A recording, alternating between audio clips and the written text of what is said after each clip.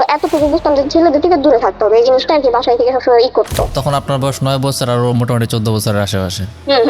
2018 সালের কাহিনী চলতেছে এটা। দেখি আমার বলতেছে তুমি কি তোমার আম্মু পরে কখনো এক কম্বল নিচে দেখো নাই, একজন উপরে একজন নিচে, মানে সে আমার এইভাবেই বলতেছে কি মানে কোরআন পড়ায় আমাদের মুসলিমদের জন্য সব থেকে পবিত্র গ্রন্থ যেটা, সে এরকম কিছু করতে পারে, কাপড় না থাকলে জিনিসটা রেপ বলে, এরকম সে আমার সাথে করতেছে। বিষয় কোনো ছেলেরই বিশ্বাস করে, কোনো ছেলে না, মানে ছেলে মানুষ আমার কাছে মানে একদম বিশাল মতো। আমার যখন বিয়ে হয় তখন আমার বয়স ছিল 15, তার মেয়ে জন্মের পর পরই মারা গেছে। আমি জানি না কেন জিনিসটা আমার কাছে খুব ভালো লাগছে, আমার অনেক শান্তি লাগছে আমি যখন শুনছি। আমার বাম হাত পোড়াটা কাটা, আমার আমি 2 পায়ের রানে পর্যন্ত কাটাম, তারপর পায়ের তালুতে পর্যন্ত আমি কাটছি। আমার মা বলে বিশেষ করে যে বাতারের ভাত পায় না, আবার আসে আমাদের সাথে মোড়ামি রাইতে।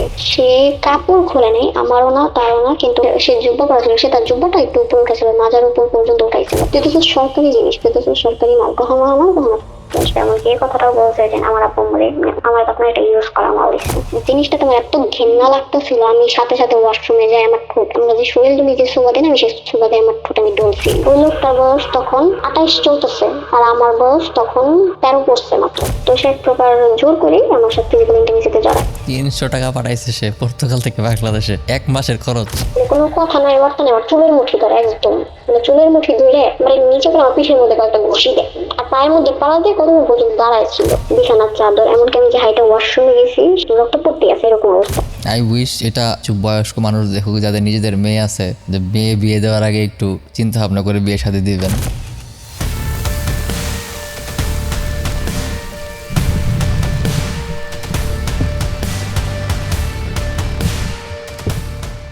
এপস্টিন ফাইল, জেফ্রি এপস্টিনকে নিয়ে আমাদের অনেক বেশি আগ্রহ। আমি গত কয়েকদিনে কম করে হলেও 100-র উপরে মেসেজ পেয়েছি শুধুমাত্র জেফ্রি এপস্টিনের ফাইলটা কভার করার জন্য। আমি অবশ্যই কভার করব। কিন্তু জেফ্রি এপস্টিন তো আমাদের দেশ থেকে অনেক দূরে, পুরোপুরি একদম বাংলাদেশের অপোজিট সাইডে বলা যায়। কিন্তু আমাদের নিজের দেশের ভেতরেও যে কত শত জেফ্রি এপস্টিন আমাদের পরিবারের মধ্যেই লুকিয়ে থাকে, সেই খবর হয়তো আমাদের রাখা হয় না। তাই জেফ্রি এপস্টিনের কথা তুলে আনার আগে আমাদের নিজেদের কথাগুলো একটু তুলে আনা প্রয়োজন। আর এই ভিডিওতে আমরা সেই সমস্ত কিছু চিত্রই তুলে ধরব, সব কিছু জানবো একদম রিয়েল লাইফ একজন ভিকটিমের কাছ থেকে, যে ছোটোবেলা থেকে আজ পর্যন্ত নিজের প্রতিটা অভিজ্ঞতা আমাদের সাথে শেয়ার করেছে। ভিডিওটা হয়তো একটু বড় হবে, আর এই ভিডিওটা আমার অনেক পরে পাবলিশ করার কথা ছিল। সিরিয়াল অনুসারে এটা আরও পরে পাবলিশ করার কথা ছিল, কারণ এর আগে আমার আর প্রায় 10টার মতো এপিসোড জমে আছে, যেগুলো আমি এডিট করিনি বলে পাবলিশ করা হয়নি। অনেকটা সিরিয়াল ব্রেক করেই আমি এটা পাবলিশ করছি, কারণ সময়ের প্রয়োজন। কারণ আমি দেখাতে চাই যে জেফ্রি এপস্টিনকে নিয়ে ভাবার আগে আমাদের নিজেদের দেশ সম্পর্কেও ভাবা প্রয়োজন। আমাদের দেখা প্রয়োজন যে আমাদের ঘরের ভেতরেও জেফ্রি এপস্টিনের মতো কিছু মানুষ থাকে। আর হ্যাঁ, আমি অবশ্যই রিকোয়েস্ট করবো এই ভিডিওটা সবচেয়ে বেশি দেখা প্রয়োজন তাদের যার নিজের মেয়ে আছে, যার নিজের বোন আছে। তাহলে চলুন শুরু করা যাক।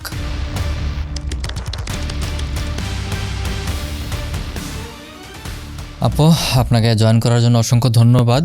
ফার্স্টের দিকে শুরুতে বলে নিই, আমরা এখন যা যা বলবো প্রত্যেকটা জিনিস আপনার সাথে আমার যা কথা হবে সব কিছু আসলে রেকর্ড হইতেছে। তো এটা আমার মানে এখান থেকে আননেসেসারি ইনফরমেশনগুলো আর সেন্সিটিভ ইনফরমেশনগুলো কাট করে আমি এটা আমার ইউটিউব আর ফেসবুক পেজে পাবলিশ করবো। এখানে আপনার কোনো ধরনের কোনো আপত্তি নাই তো? না, আমার কোনো আপত্তি নেই।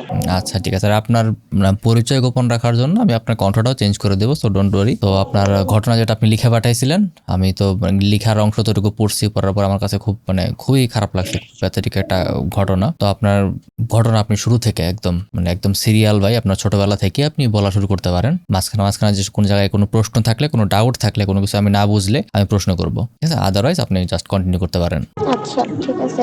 আমার জন্ম হচ্ছে 2008-এ। তো জন্মটা বাংলাদেশে হইলেও আমার বেড়ে ওঠা, আমার হাতে খড়ি সবকিছু সৌদিতে হয়। আমার আব্বু আম্মু যেহেতু ওখানে ছিল, তো সেখান থেকে আসলে কাহিনী শুরু না, কাহিনী শুরু হয় 2018 সাল থেকে। তো তাহলে সৌদিতে 2018 সালে ছিলেন কত বছর? আমি সৌদিতে ছিলাম 9 2008 বছর। থেকে 18, 9 বছর, হ্যাঁ, ঠিক 2008 আছে। থেকে 18 পর্যন্ত। ওকে। তো 2018 এপ্রিলে, আমার তারিখটা সঠিক মনে নাই, হয়তো 14 থেকে 18-র মধ্যে হবে তারিখটা, বৈশাখের হুম মধ্যে হুম ছিল আর কি, পহেলা বৈশাখের মধ্যে আসা হুম হয়। হুম তো যেদিন আসি সেদিন এয়ারপোর্টে রিসিভ করতে গেছিল হচ্ছে আমার নানা নানু, আমার মেজো মামা আর হচ্ছে আমার খালাতো ভাই, আচ্ছা। বড় আন্টির ছেলে। হুম হুম তো তো ও তখন ক্লাস 8 এ পড়ে আর আমি তখন ক্লাস 5 এ পড়ি। পরীক্ষা দিইনি 5 এ আর কি মাঝখানে সৌদি যে আরবের স্ট্যান্ডার্ড অনুযায়ী 5-এ। হ্যাঁ। ওকে। তো আচ্ছা আশা, তো আমি একটু মানে একটু বেশি গোলুমুলু ছিলাম বয়স হিসাবে বা মেয়ে হিসেবে বা বাচ্চা মোটা হিসেবে নাদুস বেশি নুদুস গোলুমুলু। টাইপ বাচ্চারা।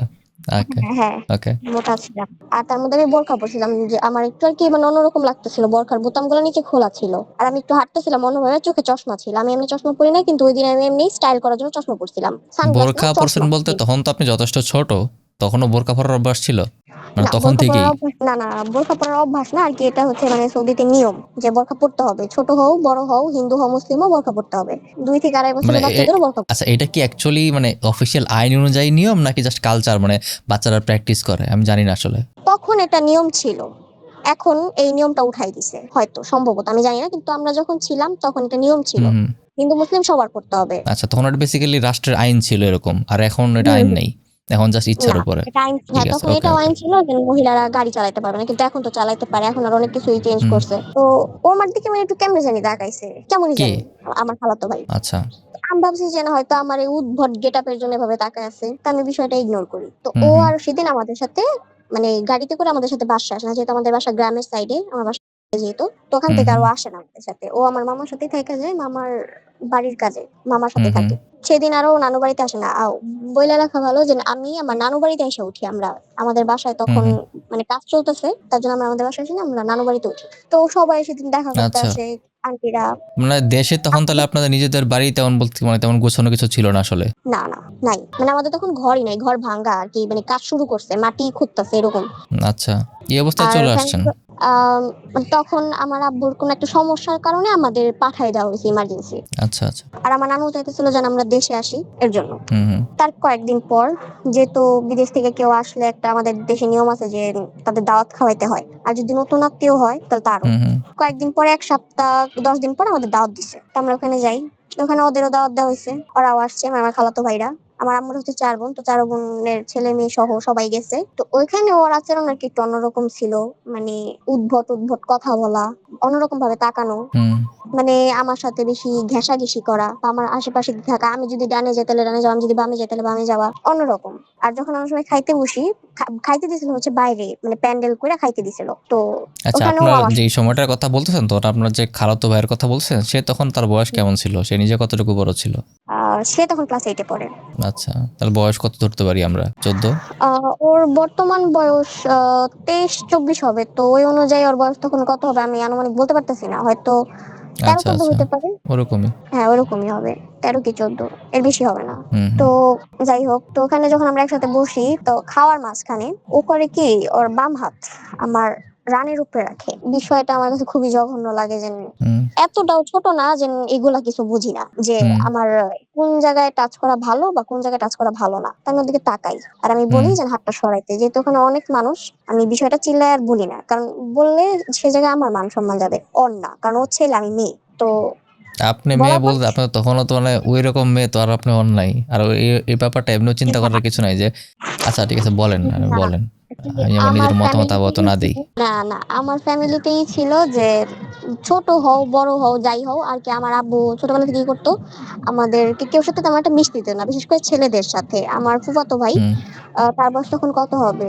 তখন ওই সময় তার বয়স হয়তো 24 থেকে 25 হবে। সে আমাদের সাথে কখনো তাদের দেখা করতে দিত না, আসতে দিত না। কারণ আমরা মেয়ে, এর জন্য। হুম, আমি কখনো মানে ছোটবেলায় আরকি যখন আমরা ওখানে ছিলাম, শুধুমাত্র আমার এই যে আরবি পড়াইতো সে ছাড়া বাকি সবাই মহিলা ছিল। মানে আমার হুম, পড়াশোনার ক্ষেত্রে কোনো ছেলে ছিল না তখনো পর্যন্ত। হুম। শুধু হুজুর আর ছেলে ছিল। ওখানে মহিলা হুজুর নাই না কি জন্য যেন, যাই হোক কোন একটা কারণে ছিল না। তো এতটুকু বুঝতাম যে ছেলেদের থেকে দূরে থাকতে হবে। এই জিনিসটা আরকি বাসায় থেকে সবসময় করতো। আর আচ্ছা। আমি তো বললামই আমি একটু নাতুস-নুতুস ছিলাম। তো ওই করে আরো বেশি। মানে ছেলেদের থেকে দূরে থাকাটাই ভালো। হুম, হুম, হুম। মানে একটা মুসলিম কনজারভেটিভ ফ্যামিলি যেমন হয়। হ্যাঁ, এর জন্য আরকি ছেলেদের থেকে দূরে থাকা। তো এখনো তো খালাতো ভাই ও পাশে বসলে তার মানা করা যায় না যে তুমি এখানে বইসো না। আর আমার আব্বু ওই জায়গায় নাই। যেহেতু আমরা আসছি মানে আমি, আমার আম্মু আর আমার 2 ভাই বোন। হুম, হুম, বোন আর ছোট বোন আর ছোট ভাই। আমি বড়। এরকম করা কাহিনী। আমি আর সেদিন ওর সাথে কোনো কথা বলি নাই। ওই হুম, হুম, যতটুক টাইম ওই বাসায় ছিলাম, আমি ওর থেকে দূরেই ছিলাম, মানে আমার আম্মুর সাথে ছিলাম আমি। আর আমার একটা হুম খুব বাজে স্বভাব যেটা এখনো পর্যন্ত আছে, সেটা হইতেছে আমার যদি কেউ কিছু বলে সেটা আমি আমার কখনো আমার আম্মুর সাথে শেয়ার করি না, আর যার সাথে করি আম্মুর সাথে করি না। কি জন্য কেন? যেন আমি ফ্রি হইতে পারি না। সব মেয়েরা আম্মুর সাথে যেমন ফ্রি হয়, মার সাথে যেমন ফ্রি হয়, একদম মন খুলে কথা বলে, আমি এই জিনিসটা পারি না, আমার হয় না, আমার আসে না। এটা কি আপনার সমস্যা না আপনার আম্মুর সমস্যা, কোনটা কি মনে হয় আপনার? আমার সমস্যা, আচ্ছা আমি পারি না, আসে আচ্ছা। না। এই কাহিনীও আমার বলা হয় না, আর এই কাহিনীটা তখন কেউ দেখেও নাই, যেহেতু টেবিলের নিচে হুম কিভাবে দেখবে, দেখা তো সম্ভব না। হুম তো যাই হোক, তার কিছুদিন পরে, যেহেতু সবারই স্কুল আছে, আমি তো তখন স্কুলে ভর্তি হইনি, তো আমার তো আর স্কুল নাই, ওর তো হুম আছে। হুম তো স্কুলে যাওয়া মানে যাবে দেখে ও ওদের বাসায় চলে যায় সেদিন। নানু বাড়ি তার আসে না, আমরা নানু বাড়িতেই। হুম হুম তার ৩-৪ দিন পরে ওরা আবার আসে।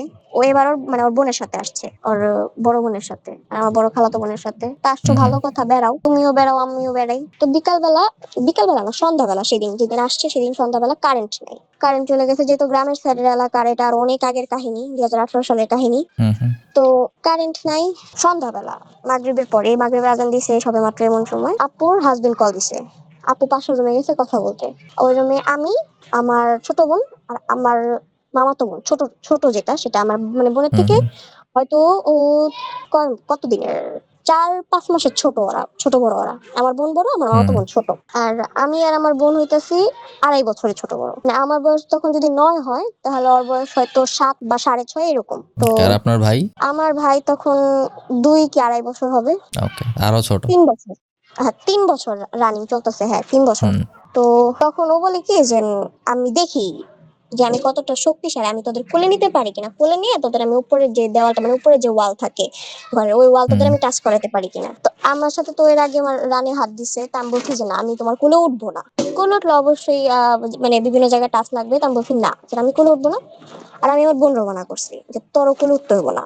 আমার মামা তো বোনরা কারণ বলছি, আগের এক্সপিরিয়েন্স ভালো না। হ্যাঁ। তো আমি বলছি যে তোর উঠতে হইব না, আমার বোনরে সেভ করা আমার দায়িত্ব, আরেকজনরে তো সেভ করা আমার দায়িত্ব না। তারপর আমি বলছি যে তুমি উঠো না। ওরা হুম বলছে যে না, আমরা উঠবোই। আমি বলছি ঠিক আছে তাহলে উঠো গা, আমি উঠবো না। তা আমি এই কথা বলে, রুমে সোফা ছিল, আমি সেই সোফায় বসে আছি। প্রথমে আমার মামা তো বোনরে উঠাইলো, উঠায় টাচ করাইলো, মানে ওয়াল টাচ করাইলো। আমার বোনরে উঠায় ওয়াল টাচ করাইলো। এখন বলে যে তরে উঠাই। আবার তুই করে বলতো, মাঝে মাঝে তুই, মাঝে মাঝে তুমি। হুম তো বলছে হুম যে তরে উঠাই। আমি বলছি না, আমি উঠবো না। তা আমি সোফায় বসেছিলাম ওই অবস্থায়, মানে জোর করে করলে নিয়ে আমার মানে দেওয়াল টাচ করাইছে, উপরে দেওয়াল টাচ করাইছে। আমি মানা করছি যে আমি কোলে উঠবো না, মানে জোরেই বলছি যে না, আমি তোর কোলে উঠবো না। আমি বলছি আমি তোর কোলে উঠবো না, তুই করে বলছি। ও তারপরে জোর করে উঠাইছে। আচ্ছা ভালো, উঠাইছে। উঠায় পরে করলো কি, ওয়াল টাচ করাইছে। তো ওর মুখ উপরে ছিল, আমার মুখ উপরের দিকে ছিল।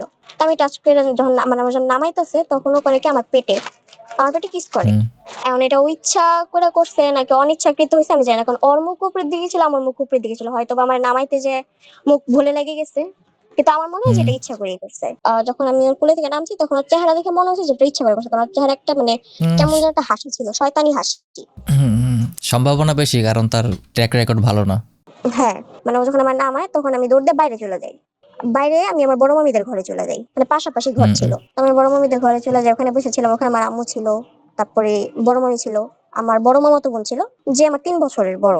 আপু তখন ক্লাস 7-এ পড়ে, 7-এ কি 8-এ পড়ে, এরকম। হুম হুম আম, তো আমি তাদের সাথে যাই, বসে বসে মানে তারাও গল্প করতেছে, আমিও তাদের সাথে গল্প করতেছি। তারা আমার বিভিন্ন কথা জিজ্ঞেস করতেছে, তোমার রোল কত, বা তুমি কোন ক্লাসে পড়ো, তোমার কোন সাবজেক্ট প্রিয়, এরকম আর কি, হাবিজাবি অনেক কথাবার্তা। তো হুম সেই হুম দিনের কাহিনী শেষ। তার কিছুদিন পরে আসে আমার স্কুলে ভর্তি করানোরই, যে স্কুলে ভর্তি করতে হবে। আচ্ছা, তো স্কুলে ভর্তি করতে যায় হয় কি, মানে আমি বাংলা তেমন একটা পারি না, আর পারলে আমার প্রচুর ভুল হয় বানানে, হুম। মানে আর লেখাও সুন্দর না, বাংলা লেখা সুন্দর না, বিচ্ছিরি। কেন, আর অক্ষরও ছোটবেলা মানে থেকে আরবি শিখে আসতেছেন বা আরবি লিখতেছেন তাই তো? না না, আরবি না, আমি ইংরেজি মিডিয়ামে পড়তাম, ইংলিশ মিডিয়াম স্কুলে পড়তাম, আচ্ছা, যার জন্য আমার সৌদি বাংলা আরবে ইংলিশ লেখা মিডিয়ামে পড়তেন? ইংলিশ মিডিয়ামে পড়তাম। ওকে। যেহেতু বাংলা পারি না, এখন তো আগে বাংলা শিখতে হবে, তারপরে তো স্কুলে ভর্তি হতে হবে। তো আমাদের হুম একটা ইংলিশ মিডিয়াম স্কুল ছিল, স্কুলটার নাম হইতেছে হুম ইন্টারন্যাশনাল স্কুল। আমরা যখন সৌদিতে ছিলাম, তখন থেকে আমাদের প্ল্যান ছিল যদি বাংলাদেশে যায় তাহলে ওই স্কুলে ভর্তি করবো, অন্য কোনো স্কুলে আর না।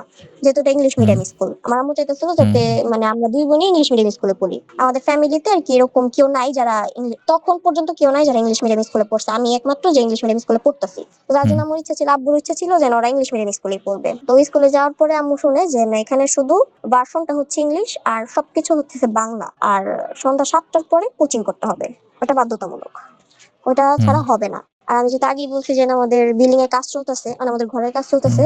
তো যেহেতু আমার কোনো বড় ভাই নাই, আর আমাদের কোনো বড় গার্জিয়ানও নাই, হুম তো ওই জায়গায় আম্মুরই আসতে হইতো, আম্মু ব্যস্ত, হুম, তো আম্মুর পক্ষে সম্ভব না। যেহেতু বাবা দেশে নাই তাই সবকিছু আপনার মায়ের দেখাশোনা করতে হয়। হ্যাঁ, তা আম্মুর পক্ষে তো সম্ভব না, তো স্কুল থেকে আমরা চলে আসি যে না স্কুলে হবে না। পরে আমার ফুপ্পি, ছোট ফুপ্পি, উনি ওনার মেয়ের শ্বশুর বাড়ির ওই জায়গায় একটা স্কুল ঠিক করে দেয়, মানে জায়গাটা না পাড়া, তো ওখানে একটা স্কুল নিয়ে আমার ভর্তি করে। তো স্কুলে যেদিন আমি প্রথম যাই আমার জিজ্ঞেস করে, নাম ঠাম জিজ্ঞেস করে, আমার প্রিয় সাবজেক্ট জিজ্ঞেস করে, আমার কয়টা সাবজেক্ট ছিল এরকম হাবিজাবি প্রশ্ন করে। তারপরে জিজ্ঞেস করে যে তুমি কোন ক্লাসে পড়তো, তো আমি বললাম ক্লাস 5-এ পড়তাম। তো তখন যেহেতু ক্লাস 5-এ পিএসসি পরীক্ষা ছিল, এখন আছে কিনা হুম, জানি না, বলে যেন আমরা ক্লাস 5-এ ভর্তি নিব না। হুম, তো আম্মু জিজ্ঞেস করে কেন, ভর্তি নিতে কি সমস্যা? তখন বলে যে এরকম ক্লাস 5-এ পিএসসি পরীক্ষা যেহেতু আছে, আর আপনার মেয়ে যেহেতু বাংলা পারে না, তার যেহেতু বাংলায় এত সমস্যা।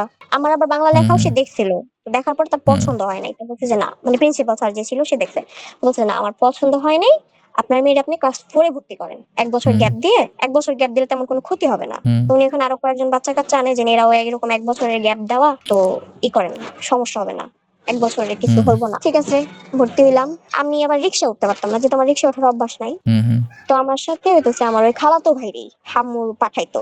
তখন রোজার মাস, যার জন্য ওদেরও স্কুল বন্ধ দিয়ে দিছে। আচ্ছা, তো আপনি ওরা না নানু করেন বাড়িতে, নাই যে এই খালাতো ভাইয়ের সাথে আমি যাব না, ওর আচার ব্যবহার আমার কাছে ভালো লাগে না, ও একটু করে। আমি তো বললামই আমি কেউর সাথে এই বিষয়গুলো শেয়ার করি নাই। আর মানা করছি বলতে মানা করছি যে না আমি ওর সাথে যাবো না, এই কারণ দেখাই না যে এর জন্য যাবো না, বলছি যে না ওরা আমার চেতাই বোঝে, আমি রিক্সায় বসতে পারি না বা আমার ধাক্কা দিতে পারে, এরকম ভাবে বলছি যে না হুম, আমার সাথে যাবো না। ওরা বলছে যে না কোনো সমস্যা নেই, এই যে আছে, মানে আমার ছোট বোনের নাম, ও আছে, ওর সাথে হুম, যা, ওরা দুই মানে তোরা দুইজন আর ওই ওই হুম, থাকুক। আর সাথে আমার আরেক খালাতো ভাই ছিল, হুম, যে আমার 1 বছরের বড়, নাম হইতেছে ও হুম, আচ্ছা, মেন কালপ্রিট যে তার নামটা তো বলা হয় না, তার নাম হইতেছে।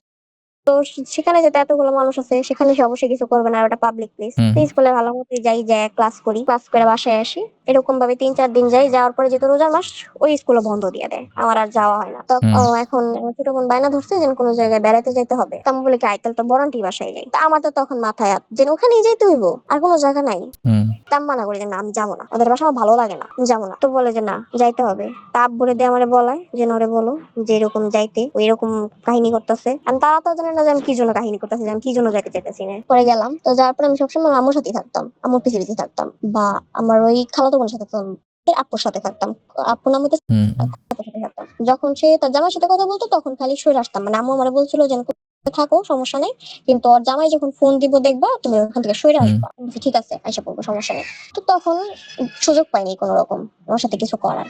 তারপর সম্ভবত ওই বছর কোরবানির ঈদ কবে হয়েছে আমার মনে নাই, যাই হোক যেদিনই হয়েছে তার কয়েকদিন আগে আমার নানুরা কোরবানি দিবে, তো ওরে নিয়ে আসছে গরু পছন্দ করার জন্য। ও আবার ভালো গরু হুম। পছন্দ করতে পারে, গরু চিনে ভালো। তো নানা ওরে নিয়ে হাটে গরু গেছে, পছন্দ করতে পারে ভালো। মানে গরু বুঝে ভালো যে কোনটা ভালো হবে বা আচ্ছা, কোনটা কি, এরকম মানে ও ভালো বুঝতে পারতো, দামাদামি করতে পারতো। না, আমি আমি বুঝতে পারছি, আমি বুঝতে পারছি। হ্যাঁ আর কি, ছেলেরা যেটা হয় যে হাটে যায় ঈদের মধ্যে, তো হুম, ওরকম হুম, ও যাইতো। তো নানা ওরা আসতে বলে, ও আসে, আসার পর মানে ওরা ওই কোরবানির ঈদ এখানেই করবে, ওদের বাসায় কোরবানি দেওয়া হতো না তখন। তো কোরবানির দিনও তেমন কিছু হয় না, কোরবানি দেয়, কোরবানি দেওয়ার পরে মাংস টাংস নিয়ে চলে যায়, আমার সাথে তেমন একটা কথাবার্তা হয় না, কারণ আমি তো ওই ওর থেকে দূরে দূরে আছি, ওর আশেপাশে আমি নাই। হুম, তার কিছুদিন পরে আবার কোন এক কারণে বেড়াইতে আসে, আমার সঠিক মনে নেই কি জন্য বেড়াইতে আসলে, আসছে। এখন আসার পরে বলতেছে যে আয় আমরা কিছু একটা খেলি। হুম, বলছি কি, যেটা আমি একা ছিলাম না তার জন্য বলছি কি, আমার সাথে আমার 2 মামাতো বোন ছিল, আমার বোন ছিল, তারপরে হচ্ছে আমার আরেক খালাতো ভাই ছিল, তারপরে আশেপাশে হুম, আরো অনেক বাচ্চা কাচ্চারা ছিল। বলছি কি খেলবা, পরে বলছে রুটি থাপড়া দিয়ে খেলা ছিলেন, না, আর পরোটার মতো একটা কোট বানায় তারপরে খেলে, থাপড়াইতে হয় যে কোটের বাইরে থাকে। না। আচ্ছা, সমস্যা নাই, খেলা না চিনলেও চলবে, আপনি আগে যান। আচ্ছা, তো ওই খেলার মধ্যে ও চোর থাকে, মানে ও এমন থাকে হুম। যে মানে ও হচ্ছে মানুষের থাপড়াইবো, যে কোটের বাইরে থাকবো। থাপড়াইবো। ও থাকে ওই লোক, মানে ও ইচ্ছা করে আর কি চোর হইছে। হুম, ও চাইলে আর কি ভিতরে থাকতে পারতো কিন্তু থাকে না, ও ইচ্ছা করে চোর হইছে। হুম, আমার তো কিছু একটা করতে হইব, তো আমি তত্ত্ব হইতে হইব, তো ও করে কি চাইলে আমার হাতে থাপ্পড় দিতে পারতো, পায়ে থাপ্পড় দিতে পারতো। ও একদম ডাইরেক্ট আমার পিঠে একটা থাপ্পড় দেয়, পিঠের একদম মাঝখানে ওকে, হুম, অনেক জোরে একটা থাপ্পড় দেয়। আমি প্রচুর ব্যথা পাই, তা আমি বলছি আমি আর খেলবো না, তা আমি যে শীতে হুম, বসেছিলাম। তারপরে সেম একই কাহিনী আমার বোনের সাথে, আমার মামাতো বোনের সাথে, ওরা কান্না করে দিছে, ওরা যেহেতু ছোট মানুষ ওরা ব্যথা সহ্য করতে পারে না, ওরা কান্না করে দিছে। তখনও মানে বাসায় কেউ নাই, বাসায় কেউ নাই বলতে কি আমার নানা দোকানে, নানার হুম, মুদির দোকান ছিল, নানা মুদির দোকানে, নানু হইতেছে আশেপাশে কোন এক জায়গায়, আর আমার বড় মামি আর আমার আম্মু এরা হইতেছে আমাদের বাসায় কোন একটা কাজে আসছে, আর আমরা বাসায় বাচ্চারা সবাই। তো খেলা শেষ, ওই দিন রাত্রেবেলা আমরা সবাই বসছি লুডো খেলতে, আমি, আমার বড় মামাতো বোন, আমার মানে আমার থেকে যেটা বড় খালাতো ভাই যেটা আমার সমবয়সী হুম, ওইটা, এই 3 জন আমরা খেলতে বসছি। তো লুডো খেলার সময় আবার হয় কি কারেন্ট চলে যায়, কারেন্ট চলে গেছে, তো আপুর কাছে মোম ধরাইতে, তো মোমবাতি ধরাইতে ধরাইতে আমি দেখি ওর হাতটা আবার আমার পায়ে, মানে আমার রানে মানে হাত বোলাইতেছে, তার আমি হাতটা সরাই দিই, আমি হাতে একটা চিমটি দিয়ে হাতটা সরাই দিই, চিমটিটা দিয়েছি খুব জোরে, তো চিল্লান দেয় চিমটিটাতে, মানে ব্যথা পাইছে তাই চিল্লান দেয়। তারপর আমার বোন জিজ্ঞেস করছে, মানে আমার বোন জিজ্ঞেস করছে, তারপর আমার খালাতো ভাই জিজ্ঞেস করছে কি হয়েছে চিল্লাইলি কে, বলছে আমি মশা কামড় দিছে তাই তো চিল্লাইছি। তাই না, আমি তো বুঝছি যে মশাটা কি, মশাটা হচ্ছে আমি, তাই যে চিমটি দিয়ে দিয়েছি এটার প্রতিশোধ নিতে হইব না। তো সেদিন আমি একা ওই দিনই রাত্রেবেলা আমি ওয়াশরুমে গেছিলাম, তো ওয়াশরুম থেকে বেরোইছি, আমি দেখি ওই সামনে দাঁড়ানো, মানে তখনও কারেন্ট আসে নাই, আমি ওয়াশরুম থেকে বেরিয়েছি, তোমার চিমটি দিলি কে, আমি বলছি দিব না, এরকম করলে তো চিমটি দিয়ে একটা খাইতেই হইব, এরকম রানে হাত দেন কি জন্য, তখন আপনি করে বলছি যে রানে হাত দেন কি জন্য, আমার ভালো লাগে তাই দিই, তোর আমি পছন্দ করি এর জন্য দিই, আর তোমার আমি পছন্দ করি এর জন্য আমি তোমার ভালোবাসি, এটার মানে কি। আর আমাদের বাসায় থেকে আর কি সবসময় বলা বলি হইতো, আমার নানুরা বা মুরব্বীরা বলতো যে ওর সাথে আমার বিয়ে দিবে। আচ্ছা, তো তোমার ফ্যামিলি তুমি ডিসকাশন শোনো? ছিল এরকম আগেই? হ্যাঁ হ্যাঁ, ফ্যামিলি ডিসকাশন ছিল, আমার আম্মু তারপরে আমার আন্টি এরকম এরা ডিসকাস করতো মাঝে মাঝে, তারা দুষ্টামি করতো না সিরিয়াস ছিল আমি জানি না, কিন্তু মনে হতো যে সিরিয়াসলি কথাগুলো বলতো, যে তারা আর কি এরকম করতে চায়, বিয়ে ঠিয়ে দিতে চায়। আমি বলছি না এটা তো যখন আমরা বলে যে না, এরকম তুমি শোনো না যে সবাই বলে, নানা বলে, নানু বলে, তোমার আম্মু বলে, আমার আম্মু বলে, আমি বলছি না এটা ফাইজলামি করা হয়তো, এটা কোনো সিরিয়াস কাহিনী না, বলে না সত্যি। মানে স্টিল স্টিল তখন আপনার বয়স 9 বছর আর ও মোটামুটি 14 বছরের আশেপাশে। হম হম হম 2018 সালের কাহিনী চলতেছে এটা, যেহেতু আমার বয়স 9, আমি তখন বিয়ে সম্বন্ধে তো কিছু বুঝি না, আমি বলছি না বিয়ে জানি না, বিয়ে তো হয় বড় হইলে, আমি তো ছোট, আমার এখন বিয়ের বয়স হয় নাই, বিয়ে আরো পরে, আর যদি হয়, যদি বিয়ে হয়, বিয়ে যখন হবে তখন দেখা যাবে বিয়েটা, এখন কি।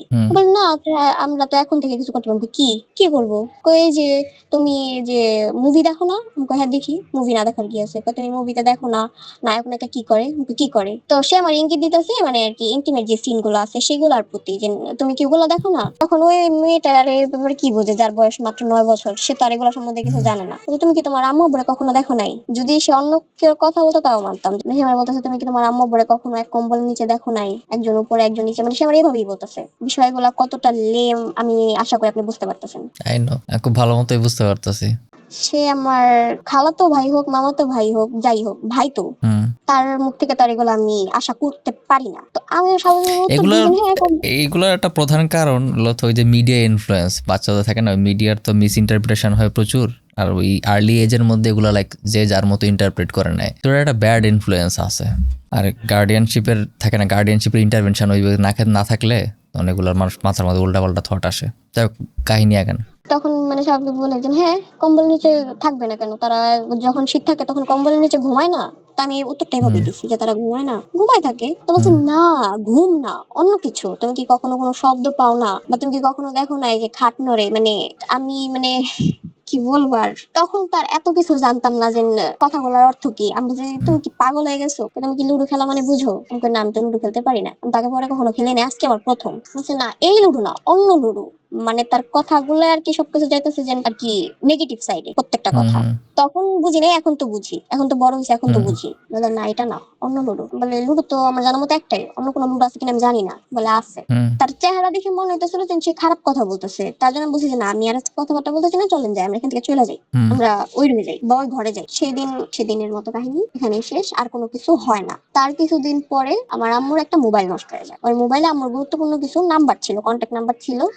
কোইন্সিডেন্স নাকি জানি না, সেদিন আম্মু আবার ওরে ফোন দেয়, ও আবার মোবাইল টোবাইল ঠিক করতে পারতো বা বুঝতো, তো মানে ফোন দেয় যে তুমি কি মোবাইলটা ঠিক করে দিতে পারবা, বলে হ্যাঁ খালাম পারবো, না পারলেও তো তখন বলতে পারছেন হ্যাঁ পারবো। না, এটা ডেফিনেটলি সে পারতো, এটা আমি বিশ্বাস করতে পারবো, কারণ লাইক ওর কথাবার্তায় ও মোটামুটি বোঝা যায় যে ও মানে থাকে না regularly expose to porn video বা অ্যাডাল্ট ভিডিও যেগুলো আছে ওগুলোর সাথে ও এক্সপোজড, এবং ওই বয়সী ওগুলোর সাথে পরিচিত হয়ে গেছিল খুব ভালো মতোই, যার কারণে ওই বয়সের মধ্যে ওই আর্লি এজের মধ্যে যে অ্যাডাল্ট ভিডিও পর্ন ভিডিও এগুলো লাইক মানে খুব রেগুলারলি ওয়াচ করতো, দেখতো, তো ওটার একটা ইফেক্ট ওর মাথার মধ্যে ছিল, এটা মানে ওর কথাবার্তায় বোঝা যাইতেছিল। তো যারা এগুলার ওয়াচ করে তাদের টেকনিক্যাল নলেজ একটু হলেও থাকে, লাইক মোবাইল কেমনে চালাইতে হয় ভালো মতো, মোবাইলে কি ফাংশনালিটিস থাকে এগুলো খুব ভালো মতো ওরা বুঝে, না হলে পর্ন ভিডিও ড্রাইভ করা সম্ভব না। আমি এটা পরে জানতে পারছি যে আর কি আমার ওই মামাতো বোন বলছিল, ওই মামাতো বোনের সাথে আর কি কেস একটা করার চেষ্টা করছিল, সেটা আমি সামনে বলবো, আমি জিজ্ঞেস করছিলাম আচ্ছা ও কিরকম, মানে কিরকম বলতে আমি মানে নেগেটিভ সাইডে জিজ্ঞেস করছি কিরকম, তখন বলছে যে অনেক আগে থেকে খারাপ দিকে আছে, আমরা যতগুলা ভাই বোন আছে তার মধ্যে সব থেকে নিকৃষ্ট যদি কেউ ধরে তাহলে সেটা ও, চরিত্রের দিক থেকে সব থেকে বেশি নিকৃষ্ট ও, আর অনেক আগে থেকেই ও পর্ন ভিডিওর সাথে জড়ানো, মানে ও দেখে। তো যাই হোক, খারাপ ভাবে তো আর কেউ জন্ম নেয় না, জন্মগত ভাবে তো আর কেউ খারাপ হয়ে আসে না, ফার্স্টে মনে করেন যে একবার এক্সপোজড হইলো, তারপর ওর সাথে তো কোনো গার্ডিয়ান ইন্টারভেনশন থাকে না, ঠিক আছে, কেউ এটাতে ইন্টারফেয়ার করে না, ওরে কেউ রাইট দিকে ড্রাইভ করে না, তখন মানুষ আস্তে আস্তে খারাপ হতে থাকে। সমস্যা হলো এটা, তো ওরে হয়তো কেউ মানে থাকে না সুপারভাইজ করার মতো কেউ ছিল না, তো ওই কারণে আস্তে হয়তো। আস্তে ইয়া ছিল। কারণ আমাদের যে সোসাইটিতে আমরা এখানে তো লাইক ওপেনলি একটা বাবা একটা ছেলেকে কখনোই বলবে না যে দেখো বাবা এই ভিডিওগুলো দেখো না, এই ভিডিওগুলো দেখলে তোমার এই সমস্যা হবে বা এই দিকে যাবা, এটা তো হয় না আসলে। ওগুলো সুপিরিয়র কেউ বলবে না, মানে বুঝাবে না, বেসিক্যালি এটা নিয়ে কথাই বলতে পছন্দ করে না, যে ইগনোর তো কিন্তু এটা যে এই কত কারণে গুরুত্বপূর্ণ একটা জিনিস, এটা এটা আমাদের খুবই বাবা মারা গুরুত্বপূর্ণ বলতে একটা পারে। জিনিস। কারণ মানে এটা মানে এই থাকে না, এন থেকে তখন ওই নেগেটিভ জিনিসপত্র বেরোয় আসতে শুরু করে। কারণ ওই বাচ্চা বয়সে তো মানুষের ইম্পালসিভিটি বেশি থাকে, ওই আবেগ ইমোশন, তারপরে যে নিচের ভিতরে ইনস্টিংচুয়াল যে জিনিসপত্রগুলো এগুলো একটু বেশি থাকে। তো তখন এগুলা মনে করেন যে কন্ট্রোল না করতে পারে, উল্টাপাল্টা অ্যাকশন করতে শুরু করে বাচ্চারা। তো ওইখানে তাদের তখন গাইড করাটা অনেক বেশি ইম্পর্টেন্ট, যে দেখো এইটার কনসিকুয়েন্সেস হলো এটা। কারণ আমি কয়েকদিন আগে একটা ভিডিও বানাইছিলাম যে বাচ্চাদের ব্রেন কেমন হয়, যারা কনসিকুয়েন্স হ্যাঁ, অনুমান আমি করতে দেখছি পারে না। ভিডিওতে। আচ্ছা, তখন ওই এটার মধ্যে কনসিকুয়েন্স অনুমান করতে পারে না যে একটা কোনো একটা কাজের ফলাফল কি হতে পারে, কিন্তু ভিতরে যে ইনস্টিংচুয়াল এই ব্যাপারটা এটা কিন্তু থাকে। তো ওই গাইডিং একটা ফিগার থাকতে হয়, এটা বাবা হইতে পারে, বড় ভাই হইতে পারে, বা যে কোনো একটা সুপিরিয়র অথরিটি যে তারা বুঝাইতে পারবে, এটা থাকতে হয়। আলোচনা না করলে, কথা না বললে তারা নিজের ইচ্ছা মতো নিজের যা খুশি তা ইন্টারপ্রেট করে নিবে, তখন ভুলভাল দিকে আস্তে আস্তে অ্যাকশন নিতে থাকবে, এটা হলো সমস্যা। তো এই দিকে ওই সমস্যা এটা ছিল আর কি। যাই হোক, আপনার কথা আগান। আসার পরে মোবাইলটা ঠিক করে, ঠিক করার পরে তো সেদিন নানাদের একটা খরচ দাওয়াত ছিল। খরচটা ছিল হচ্ছে আচ্ছা, খরচ কি জিনিস আমি জানি না আসলে।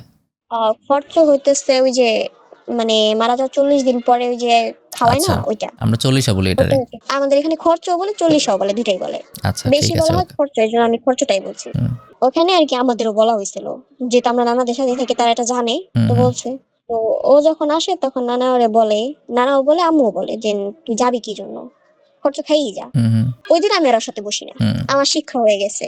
সেদিন আমি ওর সাথে বসি না, স্বাভাবিক। মাঝখানে আমি আমার বড় মামাতো বোনরে বসাই, তো তুমি বসো এখানে, আমার হুম পাশে বসবো না। তো আমার দিকে একটু তাকায়, মানে আমি এখানে হুম বসলাম না কেন। আমি আর ওর দিকে তাকাই না, আমি খাওয়া শুরু করি আমার মতো, আমি খায় ওখান থেকে বের হই। বের হওয়ার পর আমার তো আর একা পাই নাই, ওকে। বাসায় আসি আমরা ওখান থেকে। তো বাসায় আর আমাদের সাথে আম্মু আসে না, আবারও তো বাড়ি ফাঁকা পাইছে। হুম যেহেতু নানু আমাদের সাথে থাকতো না, মানে নানু বিকাল টাইম হলে তখন বিকাল আশেপাশে হাঁটতে যেত। আর নানা তো ওই সময় বাসায় থাকবে না, কারণ তার যেহেতু দোকান আছে। রুমে আমি, আমার বোন, আর ও, আমরা এই তিনজন। হুম আম্মু আর আব্বু বলে গেছে কি যে তুই যাইস না, তুই আমি আসা পর্যন্ত তুই থাকিস, আমি তোর ভাড়া দিয়ে দিব না, কথা বলছিল। হুম তো ওইটা আর আমি জানতাম না যে এই কথা বলে গেছিল আম্মু ওরে, যে ভাড়ার হুম কথা। তা আমি ভাবছি হয়তো এমনি গেছে, তা আমি তো মানে আমি ভাবছি যে হয়তো কিছুক্ষণ পরে চলে যাবে। আমি জাস্ট দিকে তাকাইছিলাম যে যায় না কেন, আর ওইখানে কি করতেছে, আম্মু হুম তো চলে গেছে, এখন তো বাড়ি আবার ফাঁকা। আর ওরা আমার সাথে যারা ছিল তারা ছোট, তাহলে এই ব্যাপারে কিছু একটা বোঝে না। আর আমার ওই মামা তো বোনও তখন বাসায় না, সে হইতেছে তার ওই বোনের বাসায়, যেহেতু তার ওখানে খরচ বা যেখানে সেখানে কোনো একটা অনুষ্ঠান আছে, তো সে আর আসে না বাসায়। হুম আবারও তার মানে যে যে রূপটা সে অন্য কেউ সামনে প্রকাশ করে না, আমার সামনে প্রকাশ করে, সেই রূপে ফিরে আসে। হুম সবাই আমি সোফায় বসা ছিলাম, হুম ও আমারে উঠায় ওর কোলে বসায়। জিনিসটাতে আমি একটু অবাক হই প্লাস বিরক্ত হই। কাইন্ড অফ জোর তারপর বলে করে। যে হ্যাঁ জোর করে, আমি বলছি যে নামান, আমি ছাড়েন, আমি উঠবো। হুম না, না উঠবো না, বসো, আমার সাথে তোমার কথা আছে। ওকে তো কথা, আমি এই যে সোফা, যেহেতু যেহেতু দুইজনের বসার মতো সোফা, তা আমি হুম পাশে বসি, তারপরে বলেন, বা আমি খাটে বসি, তারপরে বলেন। বলছেন আমার এইভাবেই বলতে হইব। তো ও করে কি, আমার ঘাড়ের সাইডের চুলগুলা সরায়, আমার চুল ছাড়া ছিল তখন, হুম আর কি খোলা ছিল, চুল সরায় সেখানে ফু দেয়, সেখানে ফু দেয়, কানেও ফু দেয়, আর ঘাড়ে কিস করে। আচ্ছা। আমি তখন বলি যে আমার বিষয়টা মানে খারাপও লাগতেছিল, আবার আমার প্রচুর সুশ্রী লাগতেছিল। হুম এরকম আমার সাথে তার আগে পরে কখনো হয় নাই, এটা আমার ফার্স্ট টাইম। কিন্তু এই জানা আমারে ছাড়েন, আমার হুম এগুলো ভালো লাগতেছিল না, আমার ছাড়েন। পরে বলেন না, ছাড়বো না। আর আচ্ছা, ওই রুমে তখন আপনার ছোট বোন আছে না, অন্যরা আছে না, ওরা দেখতেছে না? না, ওরা দেখতেছে না, কারণ ওদের হইতেছে মোবাইল দিয়ে বসাই দিছে। ওরা তো ছোট, মোবাইল পাইছে আর অন্যদিকে তাকাইতেছে না। দুজনেই ছোট, বড় কেউ নাই। হুম ওদের মধ্যে সব থেকে বড় হইতেছে ও, তারপরে আমি। হুম ওদের হুম দুইজনকে ও ওর মোবাইল বাইর করে একটা ভিডিও ছেড়ে দিছে, হয়তো কোনো একটা কার্টুন দেখাইতেছে। হুম অনেক রিকোয়েস্ট করার পরেও ছাড়ে না, আমি ভালোভাবে বলতেছিলাম যে ছাড়েন। হুম ওরা দেখতেছে, হয়তো বা দেখতে পারে, আর এই হুম বিষয়টা আমি চাই না কেউ জানুক। আমি বুঝতেছি যে এটা ওর দোষ, তারপর আমি মানে চাইতেছি না যেটা কেউ জানুক। হুম হুম আমি তো আগেই বললাম যে আমার মার সাথে আমি কিছু শেয়ার করতে পছন্দ করি না। মা কেন, আমি কেউ কাছে আমার কোনো বিষয় আমি শেয়ার করতে পছন্দ করি না। আমি আমার নিজের নিয়ে থাকতে পছন্দ করি। আমার যেগুলো পার্সোনাল বিষয় আমি সেগুলো নিজের কাছে রাখতে পছন্দ করি। হুম হুম তো ছাড়তেছে না দেখে ও তো ধরে রাখছে আমার কোমরে বা পেটে, আমার হাতটা ধরে হুম নাই। আমি আবার ওর হাতে খামচি দিই, দুই হাতেই খামচি দিই। আর এবারে খামচিটা এতটাই জোরে দিই যেন হাতের মাংস উঠে যায়। তারপরে ছাড়। হুম, খামতি দেওয়ার পরে সে প্রশ্ন করে যে এত জোরে খামতি দিলা কেন? তো তখন আমার অনেক কিছু বলতে ইচ্ছা করতেছিল, তাকাই ছিলাম শুধু, হুম, আমি মনে মনে বলতেছিলাম যে শখে, কুত্তার বাচ্চা তো, হুম, শখে খামতি দিছি। হুম। এখন বকা আসতেছে, আসলে কাহিনীগুলো করছে বকা দেওয়ার মতোই। আচ্ছা, সমস্যা নেই, বলেন, সমস্যা নেই, এগুলা খুব নর্মাল, বকা দেওয়াটা নর্মাল। তার কিছুদিন পর আবার বার্ষিক পরীক্ষা শেষে ডিসেম্বর মাসে, জানি না কি জন্য আম্মু কোনো বন্ধ পাইনি, ওদের বাসায় বেড়াতে যেতে হইব, মানে আর আন্টিদের বাসায়। স্বাভাবিক, তোমার বোনের, তার তো বোন, হুম। তো যাবে, এটাই স্বাভাবিক। হ্যাঁ, তো যাওয়া হয়তো, তো গেছি। তো যাওয়ার পরে প্রথমে কোনো কাহিনী নেই, প্রথমে কিছু না। বিকালবেলা আমি হচ্ছে ওদের দোতলায়, মানে ওর আপুর রুমে আমি আসছে, আসার পর আমি বারান্দায় দাঁড়ায় আছি, এমনি পরিবেশ দেখে ছেলেরা ফুটবল খেলতেছে, আমি হুম, ফুটবল খেলা দেখতেছি। তো আইসার পরে কি, আমি তো খামতি দিছি, আমার তার মাঝখানে পাই নাই, তো এখন খামতি দিছি সেটার প্রতিশোধ নিতে হবে না, আমি যে ধরে মারছি। হুম, ও করে কি, মানে কোনো কথা নাই বার্তা নাই, আমার চুলের মুঠি ধরে একদম, মানে চুলের মুঠি ধরে মানে নিচে করে আমার পিঠের মধ্যে কয়েকটা ঘুষি দেয়, আর পায়ের মধ্যে পাড়া দিয়ে কতক্ষণ পর্যন্ত দাঁড়ায় ছিল। তখন দেখা পাই আমি কান্না করি নাই, আমার মানে আমি এমন একটা মানুষ যারে, মানে যদি কেউ মাইরাও ফেলে আমি মুখ দিয়ে হুম, শব্দ করি না, মুখ দিয়ে শব্দও করি না, চোখ দিয়ে পানিও পড়ে না, খুব কম যে আমার কেউ যদি মারছে আমার চোখ দিয়ে পানি পড়ছে, আমার চোখ দিয়ে সহজে পানি বেরোয় না, আমি আমার ইমোশন কেউ সামনে শো করতে পছন্দ করি না। হুম, তো আমি হুম, ওখানে কান্না করি নাই বা আমি চিল্লানো নেই।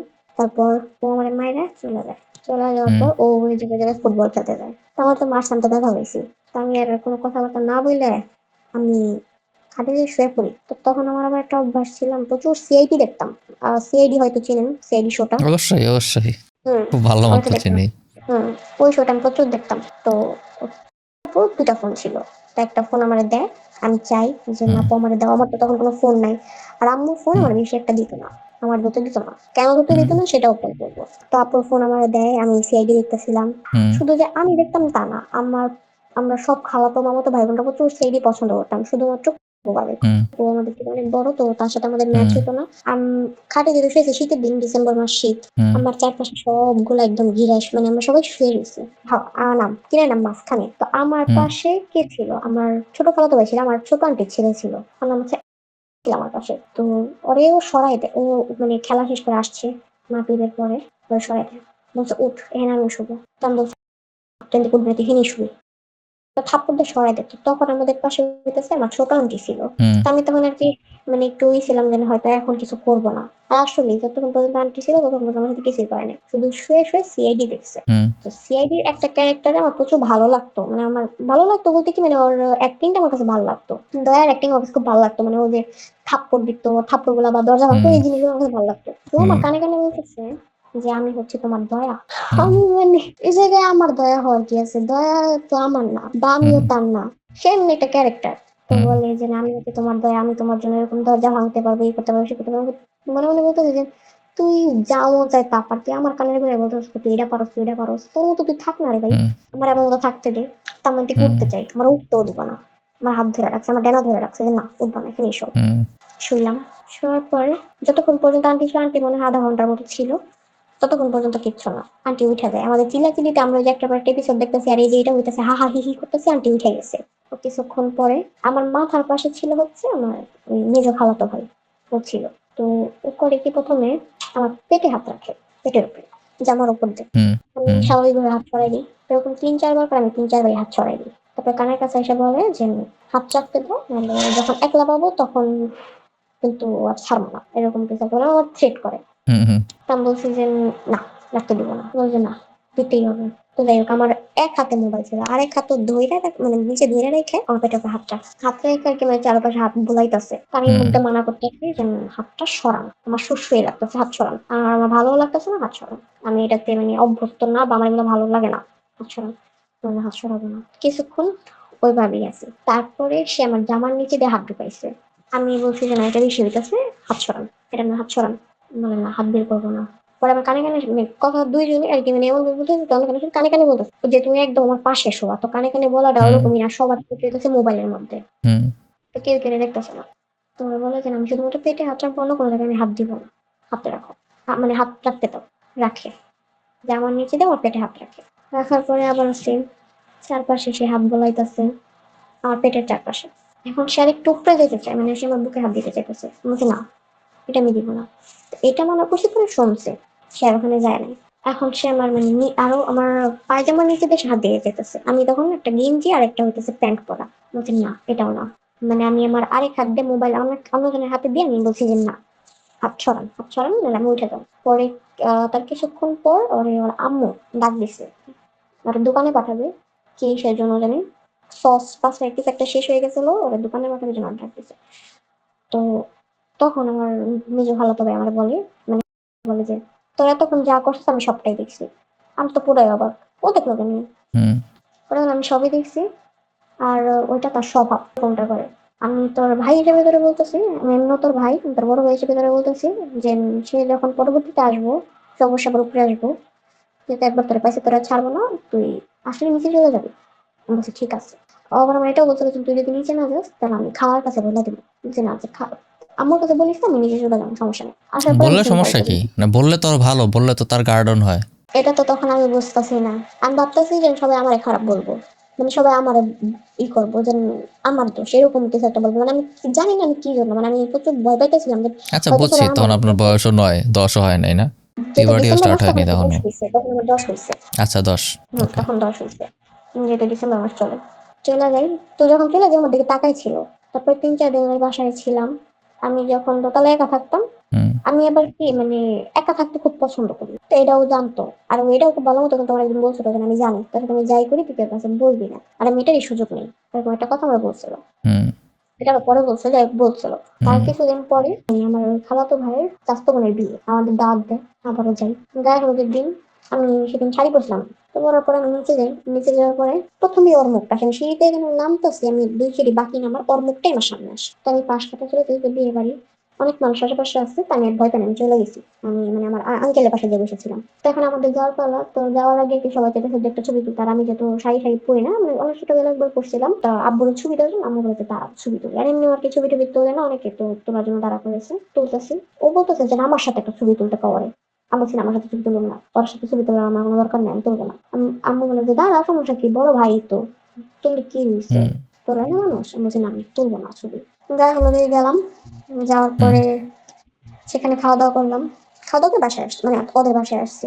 রাত্রিবেলা 10টার দিকে আবার আমাদের মানে রুমের সামনে যখন শুয়ে পড়ছি, লাইট টাইট বন্ধ, মানে ভাবছি কি যে হুম। সবাই হয়তো মোবাইল টিপতেছে বা সবাই হয়তো নিচে আসছে, লাইট জ্বালাইছে, ভাবছি কি আমি একা। লাইট জ্বালা দেখে কি সবাই, পরে আমার ওর আপু হুম। ওর বইটা বাইরে দিয়েছে, তুই এখানে কি করস, বের হইন থেকে। হুম। দেখা যাচ্ছে আমরা ঘুমাইছি, লাইট জ্বালাছিস কি জন্য, যদি কোনো দরকার হয় এমনি কো, বা নিচে থেকে ফোন দিবি তুমি তো, রুমে লাইট লাগানো ছিল না, ওর রুম ছিল নিচের তলা। হুম। তারপরের দিন মানে যেদিন মেয়ের বিয়ে সেদিন তো খাওয়া দাওয়ার পরে আমার আম্মু আমার ছোট ভাইকে উপরে পাঠায় দেয় যে তোরে নিয়ে যা। আমার ছোট ভাইয়ের আবার হার্টের প্রবলেম আছে, তো ও আবার গান সহ্য করতে পারে না, তো হুম। বলে হুম। যে ওরে নিয়ে তুই উপরে চলে যা। তো আমি ওর উপরে আসি, আমার বোন তো আমার একটা মোবাইল দিছি, মানে তার একটা মোবাইল, যে তুমি এটা টিপো সমস্যা নেই। তো আমি হুম। টিপতেছি, আমি আমার মতো সিআইডি দেখতেছি বা কোনো একটা কিছু দেখতেছি, মোবাইল আর কি কোনো একটা ভিডিও দেখতেছি। আসে তখন ওদের ঘরে কেউ নাই, পুরো ঘর খালি। সবাই একটু যে জায়গায় বিয়ে করাইতেছে ওই জায়গায় আসে, দেখে যে আমার পাশে আমার ছোট ভাই তো তখন কথা বলতে পারে, তো বুঝে যে হুম।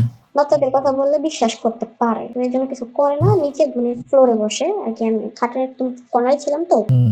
বসে শুধু বলে যে তোমার ছোট ভাই ছিল ওই জায়গায়, তাই বাইচে গেল। এই কথা বলে আমার কানে ফু দিয়ে চলে যায়। কানে ফু দেওয়ার মানে কি আমি জানি না, চলে যায়। তারপরের দিন আমরা ওখান থেকে আমাদের নানু বাসায় চলে আসি, তো আমার কিন্তু ভালো যে আমি বাইচে গেলাম, চলে আসছি। তারপর ক্লাস 5-এ উঠলাম, রেজাল্ট দিল। 5-এ ওঠার কিছুদিন পর তখন ওর আসা যাওয়া কিছুটা কমছে।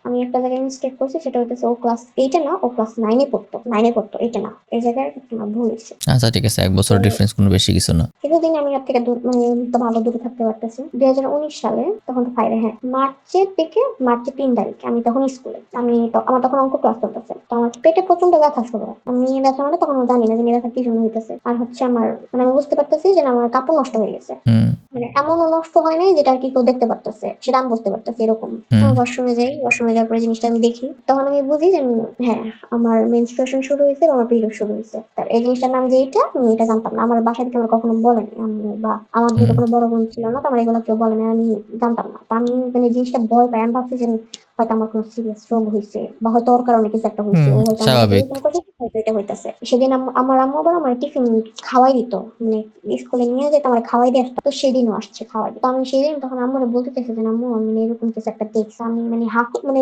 বলা শুরু করতে যাবো বলি না, ওই যে বললাম যে আমি আম্মুর সাথে কিছু শেয়ার করতে পছন্দ করি হুম। না। ওই দিন বাসায় যাই, স্কুল ছুটি দেওয়ার পরে আমি ওইভাবেই ছিলাম সারাদিন। হুম। স্কুল ছুটি দেওয়ার পরে বাসায় আসি, আমরা রান্না করে চা বানাইতেছিল আমার দুই মামির জন্য, মানে তারা গল্প করবে বারান্দায় বসে বা যাই হোক, তবে কারণ তারা চা বানাইতেছে, তো আমি ওখানে যাই। যাওয়ার পরে আমরা বলি আম্মু, মানে আম্মু বলে ডাক দিই, আমরা কি হয়েছে, হুম বলছি না এমনি পানি খেতে আসছি, পানি খাবো। কথা খাওয়া, পানি তো তোর সামনে আছে খা, তো কথা বললাম পানি খাই চলে যাই। আবার আসছে আম্মু, তো এবার আম্মু একটু রাগ হয়েছে যে কি হয়েছে, আমি বলছি কিছু না এমনি। আবার সেম 3 নম্বর পর আমি আম্মু ডাক দিই যে আম্মু, তো এবার আম্মু মানে হয়তো বুঝতে পারছে যে কিছু একটা হয়েছিল, আমি এরকম ভাবে ডাক দিতেছি, তো আমার রান্না ঘরে দরজা লাগাই দেয়, লাগাই দিয়ে জিজ্ঞেস করে কি হয়েছে, কিছু হুম হয়েছে। তো বলছে, আম্মু এরকম না, আমি আমি দেখতেছি যে আমার রক্ত বাড়তেছে, আমার ব্লিডিং হইতেছে। বলছে কই, হুম কিভাবে? পরে আমি জিনিসটা দেখাই, দেখানোর পরে আম্মু আমার ওয়াশরুমে নিয়ে যায়, তারপরে ওখানে চেঞ্জ করে, বলে গোসল করো এরকম। পরে আম্মু আবার সেম আমার বড় আন্টিকে ফোন দেয়, যেহেতু তার বড় বোন, সে ফোন দেয়। হুম ফোন দেওয়ার পরে আসে, তা আসার পরে এরকম বলে, তা আন্টি তখন আমার বোঝায় যে এই বিষয়টা এরকম, তোমার হালকা ব্যথা হতে পারে, আর যদি হুম তোমার এটা শুরু হয়েছে, তো তুমি খেয়াল রাখবা যেন কোনো ছেলে যাতে তোমার বুকে হাত না দেয়, বা তোমার পেটে হাত না দেয়, বা তোমার প্রাইভেট পার্ট গুলোতে কিছু যেন টাচ না করে। তো মনে বলতেছেন যে আপনি যেমন এই যে এগুলো বলতেছেন, এগুলো যদি আপনি আপনার ছেলেরে বলতেন তাহলে আরো বেশি ভালো হতো। মনে মনে বলতেছিলাম যে আপনি যেগুলো বলতেছেন, আপনি যে জায়গার কথা বলতেছেন, যে জায়গাগুলোর কথা বলতেছেন, ওই সব জায়গায় আমার টাচ করা শেষ। হুম আপনার ছেলে মানে মনে হচ্ছে যে আপনার ছেলেই করছে, আমি কেউ না। তো ওই দিন আমি ঘুমায় যাই, ঘুম আসতেছিল না, যেহেতু প্রচুর পেটে ব্যথা ছিল, আর যেহেতু এটা প্রথমবার ছিল আমার, মানে হুম সবকিছু আর কি এলোমেলো ছিল। পরে আন্টি মাথায় তেল দিয়ে দেয় আর বলে ঘুমাও, ঘুমাই। হুম তারপর দিন আবার স্কুলে যাই, যাই হোক স্কুল থেকে আসি, তা আমার ওই পিরিয়ড চলাকালীনই ও আমাদের বাসায় আসে। আমি খেয়াল করিনি যে ও আমার পিছে বসা, আর কি ও হঠাৎ করে রুমের মধ্যে এসে ঢুকছে, তো খাটের উপরে বসে আছে, টিভি চলতেছিল। হুম তা আমি ওর আপনি আস্তে আস্তে আসছে, আমি বুঝিনি রুমে আর কেউ ছিল না, আমি ছিলাম, মানে আমি গোসলে যাবো। হুম তো আমি হচ্ছে ওয়ার্ড্রপ থেকে প্যাড বের করতেছিলাম, ওটা যেহেতু মানে ওটা একটা কাগজ আছে প্লাস্টিকের মতো, খচখচ শব্দ হয়, তো ওরা আমাকে জিজ্ঞেস করে যে কি বের করতেছো, তো আমি ডরাই যাই যে মানে এরকম ওই কোথা থেকে আসলো, ও তো ছিল না তখন, ও কোথা থেকে আসলো, বলি কিছু না হুম এমনি। এই বলে আমি ওয়ার্ড্রপ লাগাই দিয়ে আমি একটা বের করি না, তো কি দেখি দেখি আমি বলছি না কিছু না এমনি, আমি আমার বাড়ি থেকে টাকা নিতেছিলাম, দোকানে যাবো। হুম তো এই হিসাবে আমার বলিনি, ওরা বলে দেখি দেখি ওয়ার্ড্রপে কি আছে, তুমি কি আসলে কি খালার ব্যাগে থেকে টাকা নিতেছিলাম কিনা। তো খোলা পরে এই জিনিসটা পায়, বলে ও আচ্ছা শুরু হয়ে গেছে তাহলে।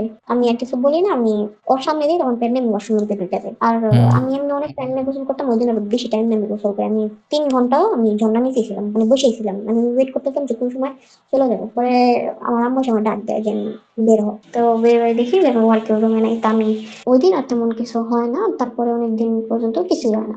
গ্যাপ, এখন তো গ্যাপ তো ওর হাত থেকে পাইলাম, হুম আরো তো কিছু আছে, অন্য কেউ তো আসতেছে। হুম আমি তখন তখন ক্লাস 5 হয়তো মে কি জুনের দিকে, 2019 সালে মে কি জুনের দিকে আমার আম্মু আমার জন্য একজন হুজুর রাখে আরবি পড়ার জন্য। আমি কোরআন খতম দিয়ে আসতে পারিনি, 27 পাড়ায় ছিলাম, খতম দিতে পারিনি। হুম তো আর তাহলে তার তো জন্য আপনি নিজে বললাম নিজেই পড়তে পারেন, আপনি তো অলরেডি নিজে নিজেই পড়তে পারতেন তখন, তো নিজে হ্যাঁ নিজে শেষ পড়তে করা পারি। যায়, হুজুরের কি দরকার। হুজুরের কি দরকার, আমি চর্চার অভাবে জিনিসগুলো ভুলে গেছি, এর জন্য দরকার। মানে আমি যে বাংলাদেশে আচ্ছা আসছি, তারপরে হুম আমি আর কোনো শীত ধরিই নাই এই 1-1.5 বছরের মধ্যে, একদমই না, রোজার মধ্যে আমি পড়িনি, ধরিনি, একদমই না। যার জন্য ভুলে গেছি। তো পরে আম্মু হুজুর রেখে দেয়। আম্মু হইতেছে আম্মুর স্কুলের যে হুজুর, মানে আম্মু যে স্কুলে হুম প্রথম স্কুলে যে হুজুর স্যার ছিল, ওনারে হুম রাখে। তো উনি একদিন পড়াতে এসে বলে কি ওর আমি পড়াতে ওদের আমি পড়াতে পারবো না, আমারও আমার বোনরা দুইজনকে, যে না আমি ওদের পড়াতে পারবো না, আমি খুব ব্যস্ত, আমার এরকম আরো কয়েকটা আছে, ছাত্রছাত্রী আছে, আমার ব্যাচ আছে মসজিদে, তো আমি একটা হুজুর কালকে নিয়ে আসুন, ওই পড়াবো তোমার 2 মিনিটে। তা আমি বলছি ঠিক আছে, যে তো আপনি আনবেন, যে আপনি তো আনবেন তাহলে ভালো কেউই আনবেন। তা আনি এমন একজন রে, যে আমার খালাতো ভাইকে তার থেকে আরো ডাবল, মানে কি বলবো কিছু বলার নেই। তো ওই হুজুরটা ছিল না, সে ছিল ময়মনসিংহের। হুম পড়ায় প্রথম দিন তো আর কিছু না, তো প্রথম দিন সে আমার দিকে মানে সে জানি না কেন, মানে আমি কেন, আমার বোনও তো পাশে আছে, ওর দিকে হুম তাকাবো না, সে আমার দিকে মানে তাকায় আছে কন্টিনিউসলি, সে আমার দেখতেছে। দেখার মাঝে তার কোনো খারাপ কিছু নাই, তার আমি তার জানতাম না যে স্যার বা যে মানে কোরআন পড়ায় হুম আমাদের মুসলিমদের জন্য সব থেকে পবিত্র গ্রন্থ যেটা, হুম মানে সে এরকম কিছু করতে পারে, আমার কোনো কি আইডিয়া ছিল করছিল। না। সেদিন সে কিছুই করে নাই, তার কিছুদিন পরে আমি তো বললামই যে আমার হুম পিরিয়ড স্টার্ট হয়েছে, এই জন্যই বলছিলাম, মানে তার সাথে এটার কানেকশন আছে তাই বলছিলাম। এরকম আমার আবারও পিরিয়ড স্টার্ট হয়, তো আমি তখন কোরআন পড়তে পারবো না। তো আমার আম্মু চাইতেছিল না যে না, আমার ছোট বোন যাতে একা পড়ে, আম্মু চাইতেছিল যাতে 2 বোন একসাথে পড়ে। তো আপনার মুখে যেগুলো পড়ানো যায়, কোনো হাদিস, যাই হোক মুখে যেগুলো পড়ানো যায় আপনারা সেগুলো পড়ান, যেগুলো তাকে কোরআন ধরতে মানে হবে তখন না। তখন তখন আপনার পিরিয়ড চলতেছে, কিন্তু এই মুহূর্তে যেহেতু পিরিয়ড চলতেছে তো আপনি কাইন্ড অফ অপবিত্র টাইপ, মানে হ্যাঁ। তো আমি তো কোরআন ধরতে পারবো না। তখন কোরআন ধরতে পারবেন না, এখন কোরআন শরীফ পড়তে পারবেন না। তো এখন যেটা করতে হবে, তো হুজুর আপনার শুধুমাত্র অন্যান্য দোয়া টোয়া যেগুলো আছে লাইক ভার্বালি যেসব শেখানো যায় এগুলো শেখাবে, তাই তো? তো যখন সে জানে যে আমার পিরিয়ড চলতেছে, সে একটু হয়তো অবাক হয়েছে যে এত ছোট মেয়ে, যেহেতু তখন আমার বয়স অনেক না, কিন্তু সে কিছু পিরিয়ডের সময় বলে যে না। কোরআন শরীফ পড়া যায় না বা ধরা যায় না এরকম কোনো সিস্টেম, মানে এরকম রুলস আমি জানি না, আসলে জানতাম না, আমি আজকে নতুন জানলাম। না, নামাজও পড়া যায় না, কোরআন শরীফও পড়া এটা যায় না, জানি রোজা নামাজ রাখা যে যায় রোজা না। এগুলো থেকে এক্সেমশন আছে এটা আমি জানি, বাট কোরআন শরীফ পড়া যায় না এটা আমি জানতাম না। যদি মুখস্থ থাকে তাহলে পড়া যায়, কিন্তু হাত দিয়া ধুয়ে পড়া যাবে না। আচ্ছা ঠিক আছে, ওকে, আমি দেখবো না এটা কোথায় আছে। আচ্ছা, তারপর সে আমার বলে যে তুমি কি জানো যে আমার না কোনো মেয়ে নাই, আমার অনেক মেয়ে বাচ্চা পছন্দ, আমার খুব শখ যে আমার একটা মেয়ে হবে। আমি বলছি ভালো, তাহলে রানিজ হুম করতে পারি। তো বলে তুমি মত ছোট, তোমরা দুই বোনই ছোট, তোমরা আমার মেয়ের মতো। তো এই কথা বলে সে আমার জড়ায় ধরে, মানে সে কান্না করতেছিল, জানি না কেন কান্না করতেছিল, সে কান্না করতেছিল আর আমার জড়ায় ধরে। আমি ভাবছি যে হয়তো হুম। লোকটা, মানে সে যেহেতু বলছে যে না তুমি আমার মেয়ের মতো, তো আমি ভাবছি যে সে যে তোমার বলছে আমি তার মেয়ের হ্যাঁ, মতো, এটা তোমার জন্য এটা সেটাকে ফাদারলি খারাপ কিছু না। ইমোশন শো করতেছে, গুড। হুম। তো আমি ভাবছি সেটা খারাপ কিছু না, ধরতে আমি মানা করি নাই যে ধরুক, সমস্যা নেই। সে আমার তখন খারাপ ভাবে ধরে না। তো তারপরের দিন সে আমাকে বলে যে তুমি কি জানো যে কখন কখন ফরজ গোসল করতে হয়, তুমি কি জানো? আমি বলছি না, এটা আবার কি? আমি এই শব্দের সাথে পরিচিত ছিলাম না, মানে এই হুম শব্দটা হুম। আবার কি। পরে সে বলে যে তুমি কি জানো যে বিয়ের পরের দিন জামাই বউ কেন গোসল করে? বলছি না, আমি জানি না। সে আমার বলে যে তুমি কি জানো যে মেয়েরা কেন দাঁড়ায় প্রস্রাব করতে পারে না, বা ছেলেরা পারে কিভাবে, বা ছেলেরা কিভাবে, তুমি কি দেখছো? আমি বলছি না, আমি এগুলো কখনো দেখিনি। আর আমি বলছি আপনি এগুলো আমার কেন বলতেছেন, এগুলো যেন আমার কাছে কি?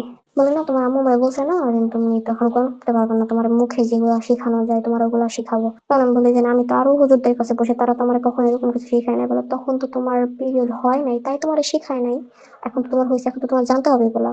আমি জানি না ওগুলার হুজুর সাথে কি এগুলার কি এক্স্যাক্টলি সম্পর্ক এই ছিল। শব্দটা ইউজ করছে যে তখন পিরিয়ড? আমার মনে হয় না, আমার মনে হয় তখন তুমি ছোট ছিলা, তখন বড় হয়ে গেছে, এরকম কিছু বলছে হয়তো, মানে এটা আমার এজাম্পশন। হ্যাঁ, হ্যাঁ, যে তখন তুমি ছোট ছিলা, এই কথাটা বলছে। যাই হোক, আমার ভুল এক্স্যাক্টলি। হইছে যে সে বলছে যে তোমার তুমি ছোট ছিলা, তাই তোমারে বলে না, এখন তুমি বড় হইতাছো, তাই তোমারে আমি এখন বলতাছি এগুলা। তো ওকে। বলে যে তুমি বাসর রাতে কি করে, তুমি কি জানো? বলে না, আমি জানি না। তো আমি জিজ্ঞেস করি যে না, ওই দিন কি করে, এটার সাথে কোনো কি সম্পর্ক হলো? যেহেতু আমার আগে একটা এক্সপিরিয়েন্স আছে আমার খালাতো হুম ভাইয়ের সাথে, সে হুম। যেহেতু আমার ওদিকে ই করতেছে, আর তখন আমি একটু একটু বুঝি ওগুলা যে এগুলা কি। না, শুনে শুনে একটা আইডিয়া হয়ে গেছিল। হুম, হুম। যে হয়তো কিছু একটা হয়। তো আর যেহেতু আমার খালাতো ভাই তো আছেই আমার জানানোর জন্য, তোমার এগুলো কিছু জানতে হবে, তোমার এগুলো কিছু বুঝতে হবে। বলছে না, আমার বোঝার দরকার নেই, আম্মু তো বলছে যে এগুলো মুখে পড়া যেগুলো সেগুলো পড়ান। বলছে এগুলো কি তোমার আমার তোমার পড়াইতে বলছে? আমাকে সত্যি এগুলো বলছে? তো আমি কেমন জিজ্ঞেস করবো যেগুলো পড়াইতে বলছে? বলছে না, তোমার আম্মুর কাছে এগুলো বলো না, বলে রাগ করবে। তো তারপরে সে এরকম আর অনেক নেগেটিভ কথাবার্তা বলতে থাকে যে তুমি কি জানো এটা কেন করে, ওইটা কেন করে, বা মেয়েদের বা ছেলেদের ঘাড়ে দাগ থাকে কেন বিয়ের পরে, তোমার লাভ বাইট থাকুক, আপনি মানে যেগুলো আম্মু পরে তো ওগুলো পড়ান। আপনি মানে যে মানে আমার একটা বই ছিল হাদিসের বই, তো আপনি হুম। আমার ওইটা পড়ান, আমি ওইটাতে বলছি এটা পড়ান, এটাতে তো এগুলো কিছু লেখা নেই। বলছে এটার বাইরেও আরো কিছু জানতে হবে তোমার। বলছে আমার জানার দরকার নেই, আপনি আমার যেগুলো আছে সেগুলো পড়ান। তো তার আমার কথাটা পছন্দ হয়নি। পাশে কিন্তু আমার ছোট বোন আছে, ও ওর মতো হুম। পড়তেছে, ও কখনো পড়তো কখনো ফাইজলামি করতো, যেহেতু ছোট ও আর কি একটু মানে দুষ্ট স্বভাবের ছিল, তো দুষ্টামি ফাইজলামি করতেছে, ও পড়াশোনাতে তেমন একটা মনোযোগী না। পরে বলে কি যে যাও, মানে আমার বোন বলেছেন যাওয়ার আপনাকে প্রস্তাব কি নিয়ে আসে। বয়সের তুলনায় একটু বেশি বড় দেখায়? হুম, মানে মানে আপনার মানে বাহ্যিক যে গঠন আপনার বয়সের হুম। তুলনায় একটু বেশি বড় দেখায় কিনা এটা? হ্যাঁ, হ্যাঁ, বয়সের তুলনায় একটু বেশি বড় দেখায়। ঠিক তো আছে। আমার একটু আর কি হরমোনাল প্রবলেম ছিল, তার জন্য আর কি মানে আমার বয়সের থেকে আমার একটু বেশি বড় দেখাইতো। এটা প্রবলেম না, এটা অনেকের জেনেটিক গঠন থাকে, আমি বুঝতে পারছি। হ্যাঁ নাইলে আর কি ওরকম। আপনার ছোট বোন আপনার থেকে ঠিক এক্স্যাক্টলি 2 বা 2.5 বছরের ছোট, সে পাশেই হুম, বসে আছে, বাট হুম, আপনার ট্রিটমেন্টটা ছোট বোনের ট্রিটমেন্ট সম্পূর্ণ ডিফারেন্ট। হুম। এটার পসিবল এক্সপ্লেনেশন একমাত্র এটাই হইতে পারে যে আপনাকে বয়সের তুলনায় একটু বেশি বড় দেখায়, আপনার শারীরিক গঠন আর একটু মানে তাড়াতাড়ি হয়ে যায় বা হয়ে গেছে এরকম। সে আমার বুকে হাত দেয়। হুম। তো আমি হাতটা সরাই দিয়ে জিজ্ঞেস করি যে আপনি এরকম কেন করতেছেন? তাই আমি তখন বুঝতে পারি যে তারও হইতেছে আমার খালাতো ভাইয়ের মতো। তো আচ্ছা, এট দ্যাট স্টেজ আপনার জাস্ট একদম সবেমাত্র লাইক আপনার পিউবার্টিতে আসেন, তখন তো আপনার বডি তো আসলে তখন ডেভেলপ করে নাই, নাকি করছে মোটামুটি? গুড। হালকা করছে। এর বেশি বলতে হবে না, আমি বুঝে গেছি, ওকে। সে আমার বুকে হাত দেয়, তারপর পিঠে মানে হাত দিয়ে চেক করার চেষ্টা করে যে আমি কিছু পড়ছি কিনা। আর আমি জানি না আমার বোন পানি আনতে যে কই গেছিল, হয়তো বা খেলতে চলে গেছিল, আবার একটু ফাঁকি বাজছিল, এটা আমার খুব ভালো মতো। সে আপনি মানে খাটে, রেজিস্ট তো করতেছিলেন তাই না, যাতে রেজিস্ট করা যায়, মানে রেজিস্ট্যান্স করা মানে বাধা দেওয়া আর কি। হ্যাঁ আমার মনে হয় না যে না ওই বয়সের একটা মেয়ে একটা 35-36 বছরের ছেলের সাথে পারবে বা একটা লোকের সাথে পারবে। আপনি নিজের ঘরে আছেন, পাশের রুমে আপনার মা বাবা আছে এরকম না, মানে মা লিস্ট সেও আছে বা নাই, অন্য কেউ আছে, কেউ নাই? ওই দিন কেউ নাই দেখেই তো সেই কাজটা করছে, মানে সে শুরু করছে। ওকে। সে আবার আয়সা প্রতিদিনই জিজ্ঞেস করতো যে তোমার আম্মু কই, তোমার নানু কই। তো যখন বলতাম, মানে ওই দিন বলছি যে কেউ নাই, তাই যাই হোক আমার এই জিনিসটা আগে বলা দরকার ছিল, আমি বলতে ভুলে গেছি। তো ওই দিন আম্মু ছিল না, আম্মু ওই যে মামির সাথে আবারও সেম হুম আমাদের বাসা কোনো এক কাজে ছিল। হুম হুম তো সে আমার মানে আমার এই খাটের সাথে জাতা দিয়ে, মানে আমি যখন খাটে বসা যেত, আমরা খাটে পড়ে, আমরা টেবিলে না আমরা খাটে বসে পড়তেছিলাম, তো হুম সে মানে খাটের সাথে জাতা মানে শোয়া জাতা দিয়ে, মানে সে আমার উপরে উঠে আর কি আমার সাথে করার ট্রাই, মানে আমার শরীরে কাপড় আছে দুইজনেরই, হুম মানে মানে কাপড় না থাকলে জিনিসটা রেপ বলে, এরকম সে আমার সাথে করতেছে। হুম। কাপড় আছে তাই জিনিসটা রেপ বলে না, মানে রেপ হইতাছে না। মলাস্টেশন টাইপের। হুম, বলা চলে। ওকে, তারপর? এরকম কিছুক্ষণ করার পরে সে আমারে ছাইড়া দেয়, তারপরে সে চলে যায়, যেহেতু তার এই ছিল 1 ঘন্টা সে আমারে পড়াবে, তারপরে সে চলে যাবে। তো ওই 1 ঘন্টার মানে মধ্যে আমার বোন আর সে আসে আর নাই। মানে থাকে না যে ও থাকে না ওই ওই কাপড় খোলা পর্যন্ত যায় নাই জাস্ট। উহুম, ওকে। সে কাপড় খুলে নেই, আমারও না তারও না, কিন্তু কাপড়ের না, সে জুব্বা পরা ছিল, সে তার জুব্বাটা একটু উপরে উঠাইছিল, মাজার উপর পর্যন্ত উঠাইছিল, হুম এতটুকুই। আর আমার কাপড় আমার শরীরেই আছে আর কি, কাপড় না থাকলে জিনিসটারে রেপ বলে, এরকম সে আমার সাথে করতেছে, আশা করি আপনি বুঝতে পারতেছেন। হুম, বুঝছি বুঝছি। এখন ওই জিনিসগুলো মনে পড়লে মানে আমার ওই ইগুলো আমার চোখের সামনে ভাসে, ওই প্রত্যেকটা জিনিস মনে হয় যে সে আমার সামনেই আছে, চোখের সামনে, ওই মানুষগুলা বা ওই মুহূর্তগুলা। হুম ওই দিন সে বাসায় চলে যায় আর আমি বের হয়ে প্রথমে আমার বোনের খুঁজি যে ও কোথায়। তা আমি ওর একটা বকা, মানে আমার বকা দিয়ে রাখতে যে এই কুত্তার বাচ্চা তুই কোথায়, জানোয়ারের বাচ্চা, মানে আমি আর অনেক বাজে বাজে বকা দিয়েছি, তুই কই, তুই গেছিস কই, তোর হুম পানি আনতে পারছিস, গেছিস কোথায়। তোমার প্রচুর মারি, মানে ও তো জানে না আমি কি লিগা মারতাছি, আমি তো জানি আমি কি জন্য মারতাছি। তো ও ভাবছে যে হয়তো ও পড়া দিয়ে ফাঁকি দিয়ে চলে গেছে, এই জন্য আমার সাথে মনে করতেছে। তো ও আর আম্মুর কাছে ভয়ে এই জিনিসটা বলে না, কারণ ও তো পড়া ফাঁকি দিত, ওরা হুজুর বলছে 1 গ্লাস হুম পানি আনতে, ও তো বাইরে ঘুরতেছিল, তো এই জন্য আর ও আম্মুর কাছে বলে না যে আমার মারছি, আর আমিও হুম আম্মুর কাছে বলি না। আরো একদিন, তার কয়েকদিন পরে সেম, বাসা ফাঁকা, আমি আর আমার বোন দুইজন। হুম তো ওই দিন আমার বোন সামনেই ছিল, সে আমার আর কি করার চেষ্টা, টাচ করার চেষ্টা করে আর কি, সে আমার হাত ধরতেছে এরকম, তো আমি বলি যে আমি ওয়াশরুমে যাবো, তো সে বলে আমিও যাবো, বলি কেন, আপনি যাবেন কেন, আমি যাই আসি আপনি এখানে বসেন। উমা, সে আমার পিছে পিছে ওয়াশরুম পর্যন্ত আসছে, সে আমার পিছে পিছে ওয়াশরুম পর্যন্ত আসছে, তো আমার বোনও পিছে পিছে আসছে, আসার আপনার পরে এই ঘটনাগুলো আপনার সাথে সাথেই তখন থাকে না, ওই দিনই আপনার গার্ডিয়ানকে জানানো ইয়া ছিল আর কি, লজিক্যাল ছিল। এই জিনিসগুলো তো এখন বুঝি যে জানানো উচিত ছিল, তখন যদি বুঝতাম তাহলে হয়তো নিজেরে বাঁচাইতে পারতাম। ওকে, আমি তারপর? বললাম না যে না, আমি কেউ সাথে কিছু শেয়ার করতে পারতাম না, আমার ভিতর থেকে আসতো না, আমি জানি না কেন। আর এই জিনিসটা নিয়ে আমার নিজের প্রতি নিজের অনেক অভিযোগ যে আমি কেন বললাম না, একটা মানুষের কাছে বলতাম, মাই তো আমার কাছে বলে কি হইতো, হুম। কিছু তো হইতো না, আমার আরো ভালো হইতো, আমি হয়তো আমার নিজেরে বাঁচাইতে পারতাম এগুলা থেকে।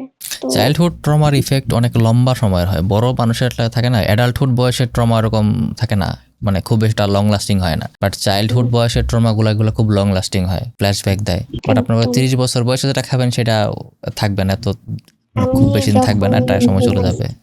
আমি যখন ঘুমাই মাঝে মাঝে স্বপ্নে ওইগুলা দেখি, আর যখন এই জিনিসগুলা নিয়ে কেউ যখন বলে তখন তো মানে আরো একদম, মানে তখন মন চায় যে নিজেরা শেষ করে দেয়। আমি অনেকবার চেষ্টাও করছি, অনেকবার। তো তারপর সে সেদিন করে কি যে সে মানে টান দেয়, যে ওই যে বললামই তো যে আমরা যে রুমে থাকতাম সেরকম সোফা ছিল, খাটের সাথে একটা সোফা ছিল, হুম ওই সোফায় হুম দুজন মানুষ বসাই যেত। তো আমার সে টান দেয় সোফায় বসায়, সে বসায় আমার সাথে সে লিপ কিস করে। হুম মানে ঘটনাটা এতটাই তাড়াতাড়ি হয় আর যে আমি অবাকও ছিলাম, আর মানে সে আমার সাথে সাথেই ছেড়ে দিয়েছে, সে অনেকক্ষণ আমার ধরে রাখে নাই যে আমি তার ভাতা দিতে পারবো, সে সাথে সাথে আমার ছেড়ে দিয়েছে, আমার ধরেও নেই, মানে সে হঠাৎ করে লিপ কিস করছে। জিনিসটা তো হুম আমার এত ঘৃণা লাগতেছিল, আমি সাথে সাথে ওয়াশরুমে যাই, আমার ঠোঁট আমরা যে শরীর তুলি যে সোবা দেয় না, আমি সেই সোবা দিয়ে আমার ঠোঁট আমি ডলছি যে এটা উঠে কিনা, কিন্তু এটা তো উঠবো না। সে আগে যে জিনিসগুলো করছে সেটা থেকে আমার এটা বেশি জঘন্য লাগতেছিল যে মানে আমার, আমি যখন আয়নার সামনে যাই আমার নিজেকে দেখতে আমার ইচ্ছা করে না। ওই দিনের এই ঘটনার পর সে কয়েকদিন পড়াইতে আসে নাই। ও, সে তার গ্রামের বাড়ি গেছিল, সে গ্রামের বাড়িতে যায়, মানে তার ওয়াইফ প্রেগনেন্ট ছিল, তো তার সে তার বিবাহিত, বউ বাচ্চা আছে? হুম, তার বউ বাচ্চা আছে, তার একটা ছেলে আছে, মানে ছেলেটা হয়তো এখনো পর্যন্ত আছে। তো সে যখন যায় যায় দেখে যে তার মেয়ে জন্মের পর পরই মারা গেছে। আমি জানি না কেন জিনিসটা আমার কাছে খুব ভালো লাগছে, আমি জানি না, কি জন্য, কিন্তু আমার জিনিসটা না খুব ভালো লাগছে, অনেক ভালো লাগছে। আমার অনেক শান্তি লাগছে আমি যখন শুনছি। কারণ আমার মনে হয় যে মেয়েটাও যদি বেঁচে থাকতো হয়তো সে তার মেয়ের সাথে হয়তো এরকম কিছু করতো। কারণ যে মানুষ আমারে বলছে যে না তুমি আমার মেয়ের মতো, ওই লোক যদি আমার সাথে করতে পারে ওটা তার নিজের মেয়ে, সে করতেও পারে নাও করতে পারে, বা সে না করুক, সে যেটা করছে সেটার ফলাফল হিসেবে যদি আল্লাহ তার কিছু করে, তার তো মেয়ে আছে, তার সাথেও তো হইতে পারে। আর আমি চাই না যে কোনো মেয়ের সাথে এরকম কিছু হোক। আর ওটা তো একটা নিষ্পাপ বাচ্চা। তো সেম, সে যখন আসে ওই দিনও সে আবারও কান্না করে, আর আমার জড়াই ধরেই কান্না করে। কিন্তু প্রথমবার যখন সে আমার জড়াই ধরে কান্না করছিল আমার না এই জিনিসটা খুব কষ্ট লাগছে, কিন্তু দ্বিতীয় দিন আমার কষ্ট লাগে নাই। আমি না হাসতেছিলাম, মুচকি মুচকি হাসতেছিলাম, জানি না কি জন্য, কিন্তু আমি হাসতেছিলাম। মানে আমার একটা পৈশাচিক আনন্দ লাগতেছিল যে ভালো হয়েছে, এই লোকটা তো কষ্ট পেয়েছে অন্তত। তারপরে ওই দিন সে স্বাভাবিকভাবে পরে চলে যায়। তারপরের দিন আম্মু, সেদিন আম্মু বাসায় ছিল, সে জানতো না, সে ওদিন জিজ্ঞেস করে নাই আর কি। সে যখন তার মেয়ে মারা গেছে এটা আমরা জানার পরের দিনের কাহিনী, হয়তো তার মন মানসিকতা খারাপ ছিল এই জন্য সে জিজ্ঞেস করে নাই। তারপর সে আমার গালে হাত দেয়, তো এই জিনিসটা আমার আম্মু দেখে ফেলে যাওয়ার সময়। আমার আম্মু আর কি ওদিক দিয়ে আর কি রুমে যাইতেছিল, এক ওই রুমের মিনিট, সামনে দিয়ে। তার মেয়ে মারা গেছে, তার পরের দিন সে পড়াইতে আসছে? না না না না, তার মেয়ে মারা গেছে তারপরের দিন সে পড়াতে আসে নাই। মানে তার মেয়ে মারা গেছে তো আরো 3-4 দিন আগে, সে তো বললাম না ওই যে আসে নাই 3-4 দিন আমার পড়াইতে। হুম তারপরে যখন সে আমার পড়াইতে আসছে ওই দিন তো আমি জানছি, তো আমি ওইটা বলছি যে হুম আমি জানার পরের দিন। ওকে, তারপরও তো অ্যাটলিস্ট মেয়ে মারা গেছে 1 সপ্তাহ হয় নাই। না, তারপরেও সে মানুষ হয়নি এখনো পর্যন্ত। আর আমি মনে করি যে ওইদিন আম্মু যে জিনিসটা দেখছে দেখে অনেক ভালো হয়েছে। তো আম্মু আমার পড়ানোর পরে আম্মু আমার জিজ্ঞেস করছে যে হুজুর কি তোর গালে হাত দিছিল? আমি না জানি না কেন, আমি না সেদিন মিথ্যা বলতেছি না। কই, হুজুরের মেয়ে মারা গেছে, এর জন্য হুজুর আমার মাথায় হাত দিয়ে সান্ত্বনা দিতেছিল। তোমরা তোরে সান্ত্বনা হুম দেবো কি জন্য? বলছে জানি না, জানি না, আমার এদিকে কিছু জিজ্ঞেস না, ভালো লাগতেছে না, দিয়ে যাই। তো আমার আচরণে আম্মু একটু সন্দেহ লাগে যে ও এরকম করবো কেন। আমার ছোট বোনটা ডাক দেয় যে দেখি না মানে শোনো আম্মু না। তো সরাসরি দেখছে তাই না, মানে একদম ডিরেক্টলি চোখ হুম দিয়ে হুম দেখছে, তো তারা তো মিথ্যা কথা বলার কোনো সেন্স মেক করে না। জানি না তো কি জন্য মিথ্যা বলছিলাম। ওই যে বললাম না, মানে আমি এটা দিকে আমার নিজেরই দোষী যে আমি ওই সময় মিথ্যা কথা কেন বলছি। অন্তত ওই সময় যদি সত্যি কথা বলতাম তাও তো ভালো ছিল। তারপরেও আমার বোন মানে যেটুকু দেখছে ও সবটুকু বলছে। পরে বলার পর আমার আম্মু আমাকে জিজ্ঞেস করছে যে কি কি করছে, সত্যি করে বল, আমার কাছে সব বলছে। তখন আমি মানে প্রচুর ভয় পেয়েছি, আমার এখনো হাত পা কাঁপতেছে। তো তখন আমি বলি এরকম এরকম কাহিনী, তাও সবটা বলি না, জানি না কেন আমি সবটা বলি না, কিছু কিছু বলি। তো শোনার পরে আম্মু আর বড় মামিকে ডাক দেয় না। মানে আমার আম্মু আমার বড় মামির সাথে অনেক ক্লোজ, একদম বড় বোনের মতো। আমার বড় মামি অনেক সাপোর্টিভ হুম আমার আম্মুর ক্ষেত্রে, অন্য কোনো ননদের ক্ষেত্রে না, আমার আম্মুর ক্ষেত্রে। তো তখন এরকম সবকিছু বলে আর অনেক কান্নাকাটি করে। তো ওই হুজুরে ফোন দিয়ে আমার বড় মামি প্লাস আমার আম্মু প্রচুর গালাগালি করে। তারপরে বলে যে হুম তোরে যদি আর এলাকায় কোনোদিন দেখছি, আমার নানা, আমার যে নানা সে হইতেছে এলাকার একজন গণ্যমান্য ব্যক্তি, হুম সেও তার ভাইও, মানে আমার বড় নানা আর কি। তো যদি তুই দেখ, তোরা যদি এলাকায় আর দ্বিতীয় দিন দেখি তাহলে আমার তোর মৃত্যু নিশ্চিত। মৃত্যু নিশ্চিত না থাকলেও তোর এমন অবস্থা করুম যে তুই কেউ চেহারা দেখাতে পারবি না, তুই সোজা সাপটা এলাকা ছেড়ে দে। তো ওই লোকটা না অনেক মাফ টাফ চায়, ফোন লাউড স্পিকারে ছিল তো তাই আমি শুনছিলাম কিছুটা। মাফ চায় যে আমি ভুল করছি, এরকম ভুল আমার কোনোদিনও হবে না। যেহেতু মাসে মাঝখান ছিল মনে হয়, ওটাও সে বেতনও চায় না, কিভাবে বেতন চাইবো, হুম বেতন মাসে চাইবো? বেতনটা পাচ্ছি। তারপর প্রত্যেক দিন রাত্রেবেলা এগুলো আমার সবকিছু মনে পড়তো। মানে ওই টাইমটাতে আমি তখন পড়ালেখা প্রচুর খারাপ হয়ে গেছিলাম, প্রচুর। হুম আমি ফেলও করি, মানে ক্লাস 5 ফেল করাটা খুব হাস্যকর না? আমি হুম ফেল করি, অঙ্কে ফেল করি, টেস্টে, যেহেতু পিএসসি পরীক্ষা ছিল। হুম জানি না আমি হয়তো বুঝছিল কিনা যে আমি এই জন্য ফেল করছি।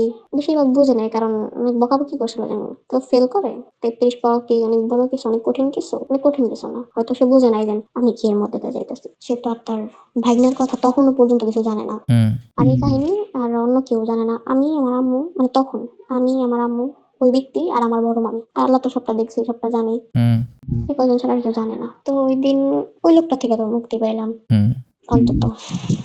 তারপর বেশ কিছুদিন আমার ওই খালাতো ভাইয়ের সাথে আমার আর কোনো দেখা সাক্ষাৎ হয়নি, বা হইলেও ও কিরকম কিছু করতো না, জানি না কেন।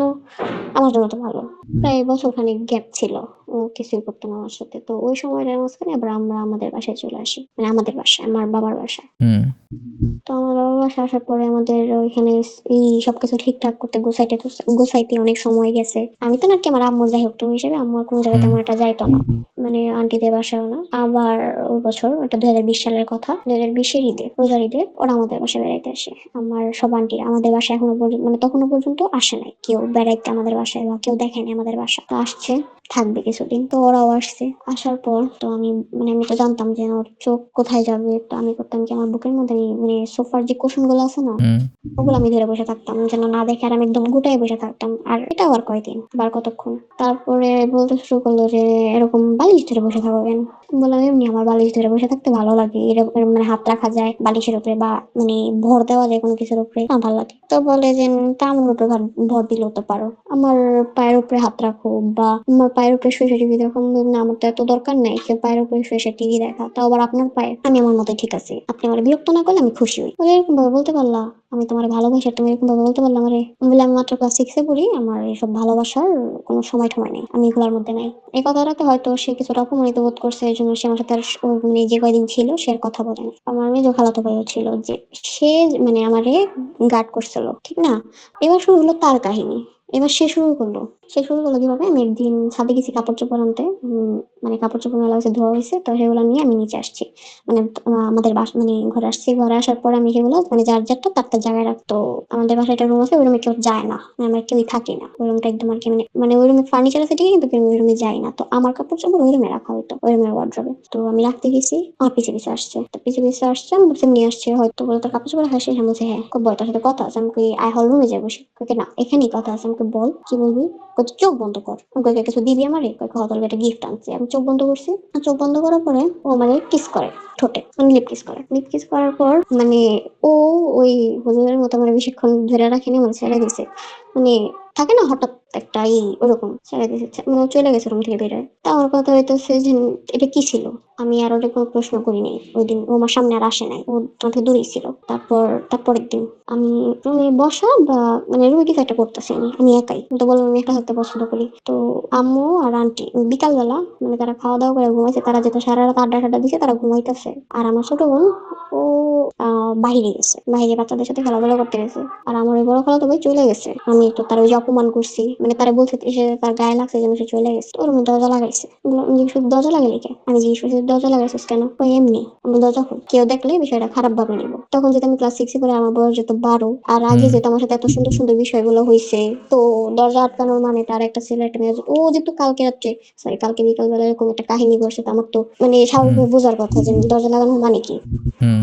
পরে ও আমার কাছে আসে আর আমার ধরে, আমার একদম মানে আমার 2 হাত ও আর 1 হাত দিয়ে ধরে, একদম যাইতা যাইতা ও আমার খাটের সাথে মানে শোয়ার যাতায়াত করতে। আমি তো মানে লাফালাফি করতেছি যে ছাড় আমার ছাড়। ওকে চিল্লাইস না, চিল্লাইলে মায় বলবো খালায় বলবো, দুজনে মানে দুইজনে ভাববো যে তুমি দরজা আটকানো, আমরা মানে স্বেচ্ছায় কিছু করতেছি। তারা এটা বুঝতে চাইবো না যে তুই আর আমি মানে আমি তোর জোর করে কিছু করতেছি, তো চুপ করে থাক, ওটা তোর জন্য ভালো হইব। আর তুই আর আমি যদি সমবয়সী, আমি তোর বড় না, আমি হয় না, আমি এত বলদ না যে আমি কেউ সামনে করবো, আমি কাছে গোপনে করবো, আমি তার মতো এত বলদ না। বললাম তোরা পাইছসটা কি? ও একবার যদি ওই ধরে তুই ধরস না, ওই যদি সারে তুই ধরস, মানে কি মানে দুজনে কি এটা কি পার্সোনাল জিনিস?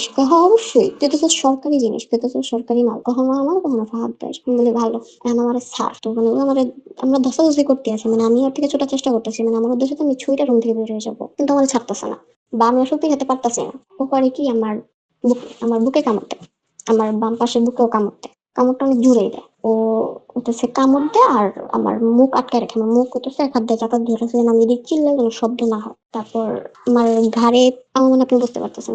বুঝতে পারছি। এরপর আমার ছেড়ে দেয়, ছেড়ে দেওয়ার পর আমি ওখান থেকে চলে যাই। আমার চুল এলোমেলো ছিল, যেহেতু ধস্তাধস্তি করছি, তো আমার ছোট বোন আমার দেখে বলছে, চুলে মুখে তো চুলে কি হয়েছে? আমি বলছি এমনি আমি এখন চুল ইসরাই তো গোসল করে, তাই আমার চুল এরকম করে তোরা দেখে চুল ইসরানো। আমি বলছি এমনি হয়ে গেছে, আমি শুয়েছিলাম তাই, ট্রেন থেকে যা। ও আমার সামনে যখন যখন হাইতে বসে আমার দেখে হাসতেছিল, মানে হাসিটা এরকম যে হয়তো না, সেটা আমার আমার তুই ওরা দেখে হাসতেছিস কে? কি হয়েছে? কয় না এমনি খালা, ওর একটা কাহিনী মনে পড়লো তো ছোটবেলা, তাই হাসতেছি। তো আমার আমি দেখছি কি কাহিনী মনে পড়ছে? ও এমনি কিছু না, তোমরা খাও। তো তারপরে ওরা আর দেখবেন ছিল কিছু হয়নি, চলে যায়। এরপর আসে আমার নানু নানু আমার নানু, তারপর আমার বড় আন্টি রানীলা সিদ্ধান্ত নেয় যে আমার যে বড় খালাতো বোন আছে ওনার দেবরের সাথে আমার বিয়ে দিবে। ওই লোকটার বয়স তখন 28 চলতেছে, আর আমার বয়স তখন 13 পড়ছে মাত্র। এটা 2021-এর কাহিনী। এত 21-এর দ্রুত শুরুর বিয়ে দিকের তার কাহিনী। সিদ্ধান্ত কেন নিল? আমাদের বাসায়, আমার নানু বাড়িতে, আমার দাদু বাড়িতেও মেয়েদের যত তাড়াতাড়ি বিয়ে দেওয়া যায় তত নাকি ভালো, যেন মেয়েরা যেন পাইকা না যায়, এই জন্য বাচ্চাদের কেউ সাথে কেউ হাত ধরে যদি বের হয়ে না যেতে পারে, এই জন্য আর কি তাড়াতাড়ি বিয়ে দেওয়ার এটা। আমি বলে যে না, আমি এই বিয়েতে কোনোভাবে রাজি আছিলাম না।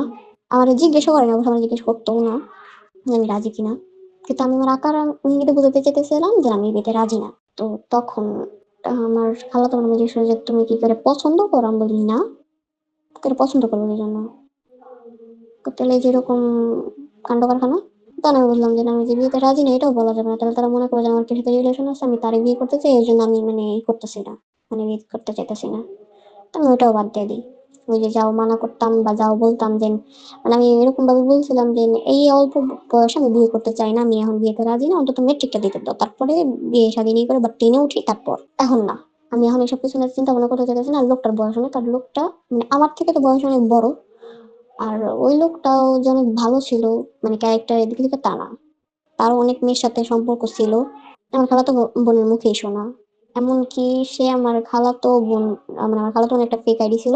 মানে খুলছে ওরে টেস্ট করার জন্য, যখন ওই যে বলছে বিয়ের কথা এরকম, তো যখন খুলছে তখন দেখে যে না, একদম মানে সে মানে পুরো সেক্স চ্যাট শুরু করে দিচ্ছে, এরকম অবস্থা। যে বললে মানে ফোনের মধ্যে সব হয়ে যায় এরকম, এসএমএস এর মধ্যেই। তো এই জিনিসটা আম্মু দেখছে, তো তারপরে তারা আর কি বিয়ের সিদ্ধান্ত থেকে বের হয় যে না, করা যাবে না, জানাশোনা তারা এরকম একজনের হাতে তুলে দেওয়া যায় না। তো গেল ওই বিয়ের কাহিনী। যাক, আমার মাথা মানে তারপরে তো তার সাথে আর বিয়ে হয় নাই, বাঁচলাম। ক্লাস 8-এ উঠলাম। তারপর ক্লাস 8-এ ওঠার কিছুদিন পরে আমার একটা ছেলে দেখতে আসে। বাসায় থেকে আনে ওই ছেলেটারে। আনার পর ছেলেটারে আমার আব্বুর মানে একটা কারণে পছন্দ হয় না আরকি। ছেলেটা তেমন একটা মানে গুছায় কথা বলতে পারে না, এজন্য পছন্দ হয় না। কিন্তু ছেলেটা দেখতে অনেক সুন্দর ছিল। মানে সব দিক দিয়ে ঠিক ছিল। কিন্তু ছেলেটা মূর্খ ছিল আর হচ্ছে কথা বলতে পারত না। তাই আমার তখনো বিয়েটা হয় না, আলহামদুলিল্লাহ। আপনার আব্বা চলে আসে দেশে? সরি বলতে ভুলে গেছি, আব্বু আসছিল হইতেছে 2021-এর মাঝখানের দিকে, আচ্ছা। জুলাইয়ের দিকে। তখন আব্বু দেশে। আব্বুর পছন্দ হয়নি ওকে। তখন। তাই আব্বু মানা করে দেয়। তারপর ক্লাস 8-এ আমার আর কেউ দেখতে ঠেকতে আসে নাই।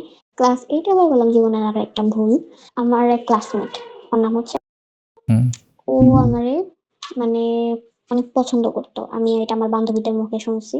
ও নাকি আমার হুম। পিছে আমার পিছে আমি যেদিন স্কুলে আসি সেদিন থেকে আমার পিছে ঘুরতেছে। ও আমাদের ক্লাসে সবথেকে বড় ছিল। মানে একটা মানুষ মেট্রিক দেয় 16-তে বা 17-তে, ও মেট্রিক দিয়েছে 19 কি 20 এরকম। মানে ওর বয়স আমাদের মানে ও আমাদের থেকে 3-4 বছরের সিনিয়র ছিল। তো আমার ক্লাসে আমার সবার সাথে কথা বলা হলো, যেহেতু ওই ছেলেটার বয়স অনেক বড় ছিল, এজন্য আমার ওই ছেলেটার সাথে কথা বলা হইতো না কখনো। তো ক্লাস 8 হুম। ওঠার পরে আমার বান্ধবী আমারে বলতো এরকম যে ও তোরে পছন্দ করে। না, কোনোদিনও না, অসম্ভব। আর আমার ওই ছেলেটার ভালো লাগে না। কারণ একবার মিশাই দেখ, আমি এসবের মধ্যে জড়াইতে চাই না। কারণ আমি তো মানে অনেক কিছুর মধ্যে দেখেছি তো আমার ছেলেদের প্রতি বিশ্বাস নাই। আর আমি তো আর ওদের বলতে পারতেছি না যে আমি কোনো ছেলেকে বিশ্বাস করি না। হুম। এমনকি আমি আমার নিজের বাবারও বিশ্বাস করি না। কারণ ওই লোকটা কিন্তু আমার যে হুজুর ছিল সে কিন্তু আমার বলছিল যে আমি তোমার বাবার মতো। আর বাকি 2 জন আমার ভাই ছিল, আপন খালাতো ভাই ছিল। অপরিচিত হুম। কেউ ছিল না। তাই আমি বাবা, ভাই, চাচা, খালু, আমি কোনো সম্পর্কে আমি বিশ্বাস করি না। বিশেষ করে আমি কোনো ছেলেরই বিশ্বাস করি না। কোনো ছেলের না। মানে ছেলে মানুষ আমার কাছে মানে একদম বিষের মতো। এজন্য আমি বিয়েতেও জড়াইতে চাইনি। তারপর অনেক এই ঠিক করে আরকি থাকে না, বান্ধবীরা যেরকম ভাবে কনভিন্স করে যে, "যা বান্ধবী, ভালো হইবে ছেলেটা। ও তোর পিছে অনেক বছর ধরে ঘুরতেছে। আমাদের অনেকদিন ধরে বলতেছে, কিন্তু তুই তো ওরকম টাইপের না। তুই তো, আমরা তো জানি। এজন্য আমরা তোরে বলি নাই। তুই ওর সাথে রিলেশন কর।" বলি, "না, আমি করব না। ও তোমাদের মন চাইলে তোমরা করো বা অন্য কোনো মেয়েরে দিয়ে ওর এই করায় দাও।" তো যাই হোক, একটা মেয়ে যদি দেখে যে তারে এরকম ভাবে কেউ অ্যাটেনশন দিতেছে, সে বলবেই। আমিও বলি। গলার পর ওর সাথে আমি একদিন কথা বলা শুরু করি, আমি তো সবসময় থাকে না যে প্রত্যেকটা পার্সনকে আমি সবসময় বলি যে কখনো নিজের বেস্ট ফ্রেন্ডের সাথে রিলেশনশিপে যাইতে হয় না। This is not ideal. কখনো বেস্ট ফ্রেন্ডের সাথে, আপনার পরের ঘটনা আমি জানি না এখনো কি বলবেন না বলবেন, কি হয়েছে না হয়েছে। আমি আগেই বলতেছি যে বেস্ট মেয়ের সাথে রিলেশনশিপে যাওয়াটা একটা মানে একটা ভুল সিদ্ধান্ত। এটা কখনোই ভালো সিদ্ধান্ত হয় না। ম্যাক্সিমাম ক্ষেত্রে একদম 2-4টা ভালো হাতে গোনা সিদ্ধান্ত। সাকসেসফুল হয়ে যায়, বাট যেটা ম্যাক্সিমাম ক্ষেত্রে হয় না সেটা তো আসলে এক্সাম্পল হিসেবে নেওয়ার আসলে একটা স্টুপিড ডিসিশন। চলে না। হুম। কারণ আমি তো দেখতেছি 100টার মধ্যে 90টা ফেল করতেছে, আমি তো এটাই দেখবো। 10টা সাকসেসফুল হইতেছে, এটার তো এক্সাম্পল বানাবো না। ঠিক আছে, তারপর তারপর সে আমার মানে প্রচুর মানে বলতো যে আমি তোমার অনেক ভালোবাসি, আমি তোর কোনোদিনও ছেড়ে ও আমার তুই করে বলতো, আমারও তুই করে বলতাম। তো যে না, আমি আমি বলতাম যে সত্যি, আমি তোমার ব্যাপারে এমন এমন কিছু কথা আছে যেগুলো জানলে তুই আমার ছেড়ে দিবি। কিন্তু না, এরকম কোনো কথা নাই। আছে। বলে কি? আমি বলবো একটা শর্তে, কেউ ওর কাছে বলতে পারবি না। বলছে, ঠিক আছে, বলবো না, বল। তো আমি ওরে কিছুটা বলি যে এরকম ওরে ব্যাড টাচ করছে বা আমার সেক্সুয়ালি হ্যারাস করা হয়েছে বা সেক্সুয়ালি অ্যাবিউজ করা হয়েছে। তো বলে আমার এতে কিছু যায় আসে না। আমি বলে আমার এটা মানে এমনও করা হয়েছে যদি কাপড় না মানে এই জিনিসটা যদি কাপড় না থাকে তাহলে জিনিসটা রেপ বলে, কারণ যেহেতু কাপড় ছিল তাই ওটা রেপ বলে না। বলতে তাতে কোনো সমস্যা নেই। তো এই বিষয়টাতে তো আমি আরো গইলা গেলাম যে বাহ, এই আমার শরীর চায় না, সে আমারে চায়। তো ভালো, রিলেশন 6 মাস পর্যন্ত গেল। আমার একটা কথা মনে পড়ে গেল এটা বলার মতো যে শরীর চায় না, মন চায়, এগুলো হলো সব মানে থাকে না যে ভেগ কথাবার্তা। আপনার শরীরের বাইরে কিন্তু আপনার এক্সিস্টেন্স নাই। আমি চিন্তা করি, আপনাদের শরীর যদি না থাকে, ধর আপনার শরীর নাই, তাহলে আপনার এক্সিস্টেন্সটা কোথায় আছে আদৌ? হুম তো শরীর অবশ্যই ইনক্লুডেড, এটা থাকবেই। বাট হ্যাঁ, যদি সমস্যাটা যখন শরীর কেন্দ্রিক হয়ে যায়, যে ঠিক আছে যে আমি একটু ফর্সা আছি, আমার ভালো লাগে, আমি কালো হয়ে গেলাম, ভালো লাগে থেকে আমার চেহারা চেঞ্জ হয়ে গেল, নাকটা একটু চ্যাপটা হয়ে গেল, তো না পুরো আচরণ ডিফারেন্ট হয়ে গেল, সমস্যাটা তখন হয়। মানে শরীর কেন্দ্রিকতা থাকা যাবে না, বাট শরীর চায় না, মন চায়, শুধু মন ভালোবাসি, এগুলো স্টুপিড কথাবার্তা, এগুলো কোনো সেন্স মেক করে না। কারণ শরীর যেখানে, আমার বাকি জিনিস এক্সিস্ট করে, আমার আত্মা কোথায় আছে? শরীরের ভিতরে। আর শরীর সরাই দিলে আত্মা কোথায়? এই সাইডে কোথাও থাকবে না। তখন তো আর এত কিছু জানতাম না বা বুঝতাম না। হুম, ওকে। ওর সাথে কিছুদিন রিলেশন করার পর বাসা থেকে আমার যায় না যায় যে এরকম আমি একটা রিলেশন আছি। আমার মারধর করে নাই বা রাগারাগি করে নাই, শুধু জিজ্ঞেস করছে বলে আসলে সত্যি, আমি বলছি হ্যাঁ সত্যি, আমি সব কিছু স্বীকার করছি যে হ্যাঁ সত্যি। তো পরে বলছে যে না নেক্সট টাইম থেকে যেন এগুলো আমি না দেখি। তারপর আমার 3 দিন স্কুলে যেতে দেয় নাই, তারপর আমি স্কুলে গেছি, হুম। তারপরে ক্লাস ক্লাস হয়েছে, মানে আমি স্বাভাবিকভাবে ক্লাস ক্লাস হয়েছে, ওর সাথে আর কোনো কথাবার্তা বলতাম না, ওর থেকে দূরেই থাকতাম। তো তারপর আমি 9-এ উঠি, 9-এ ওঠার পর আবারও আমার একটা ছেলে দেখতে আসে।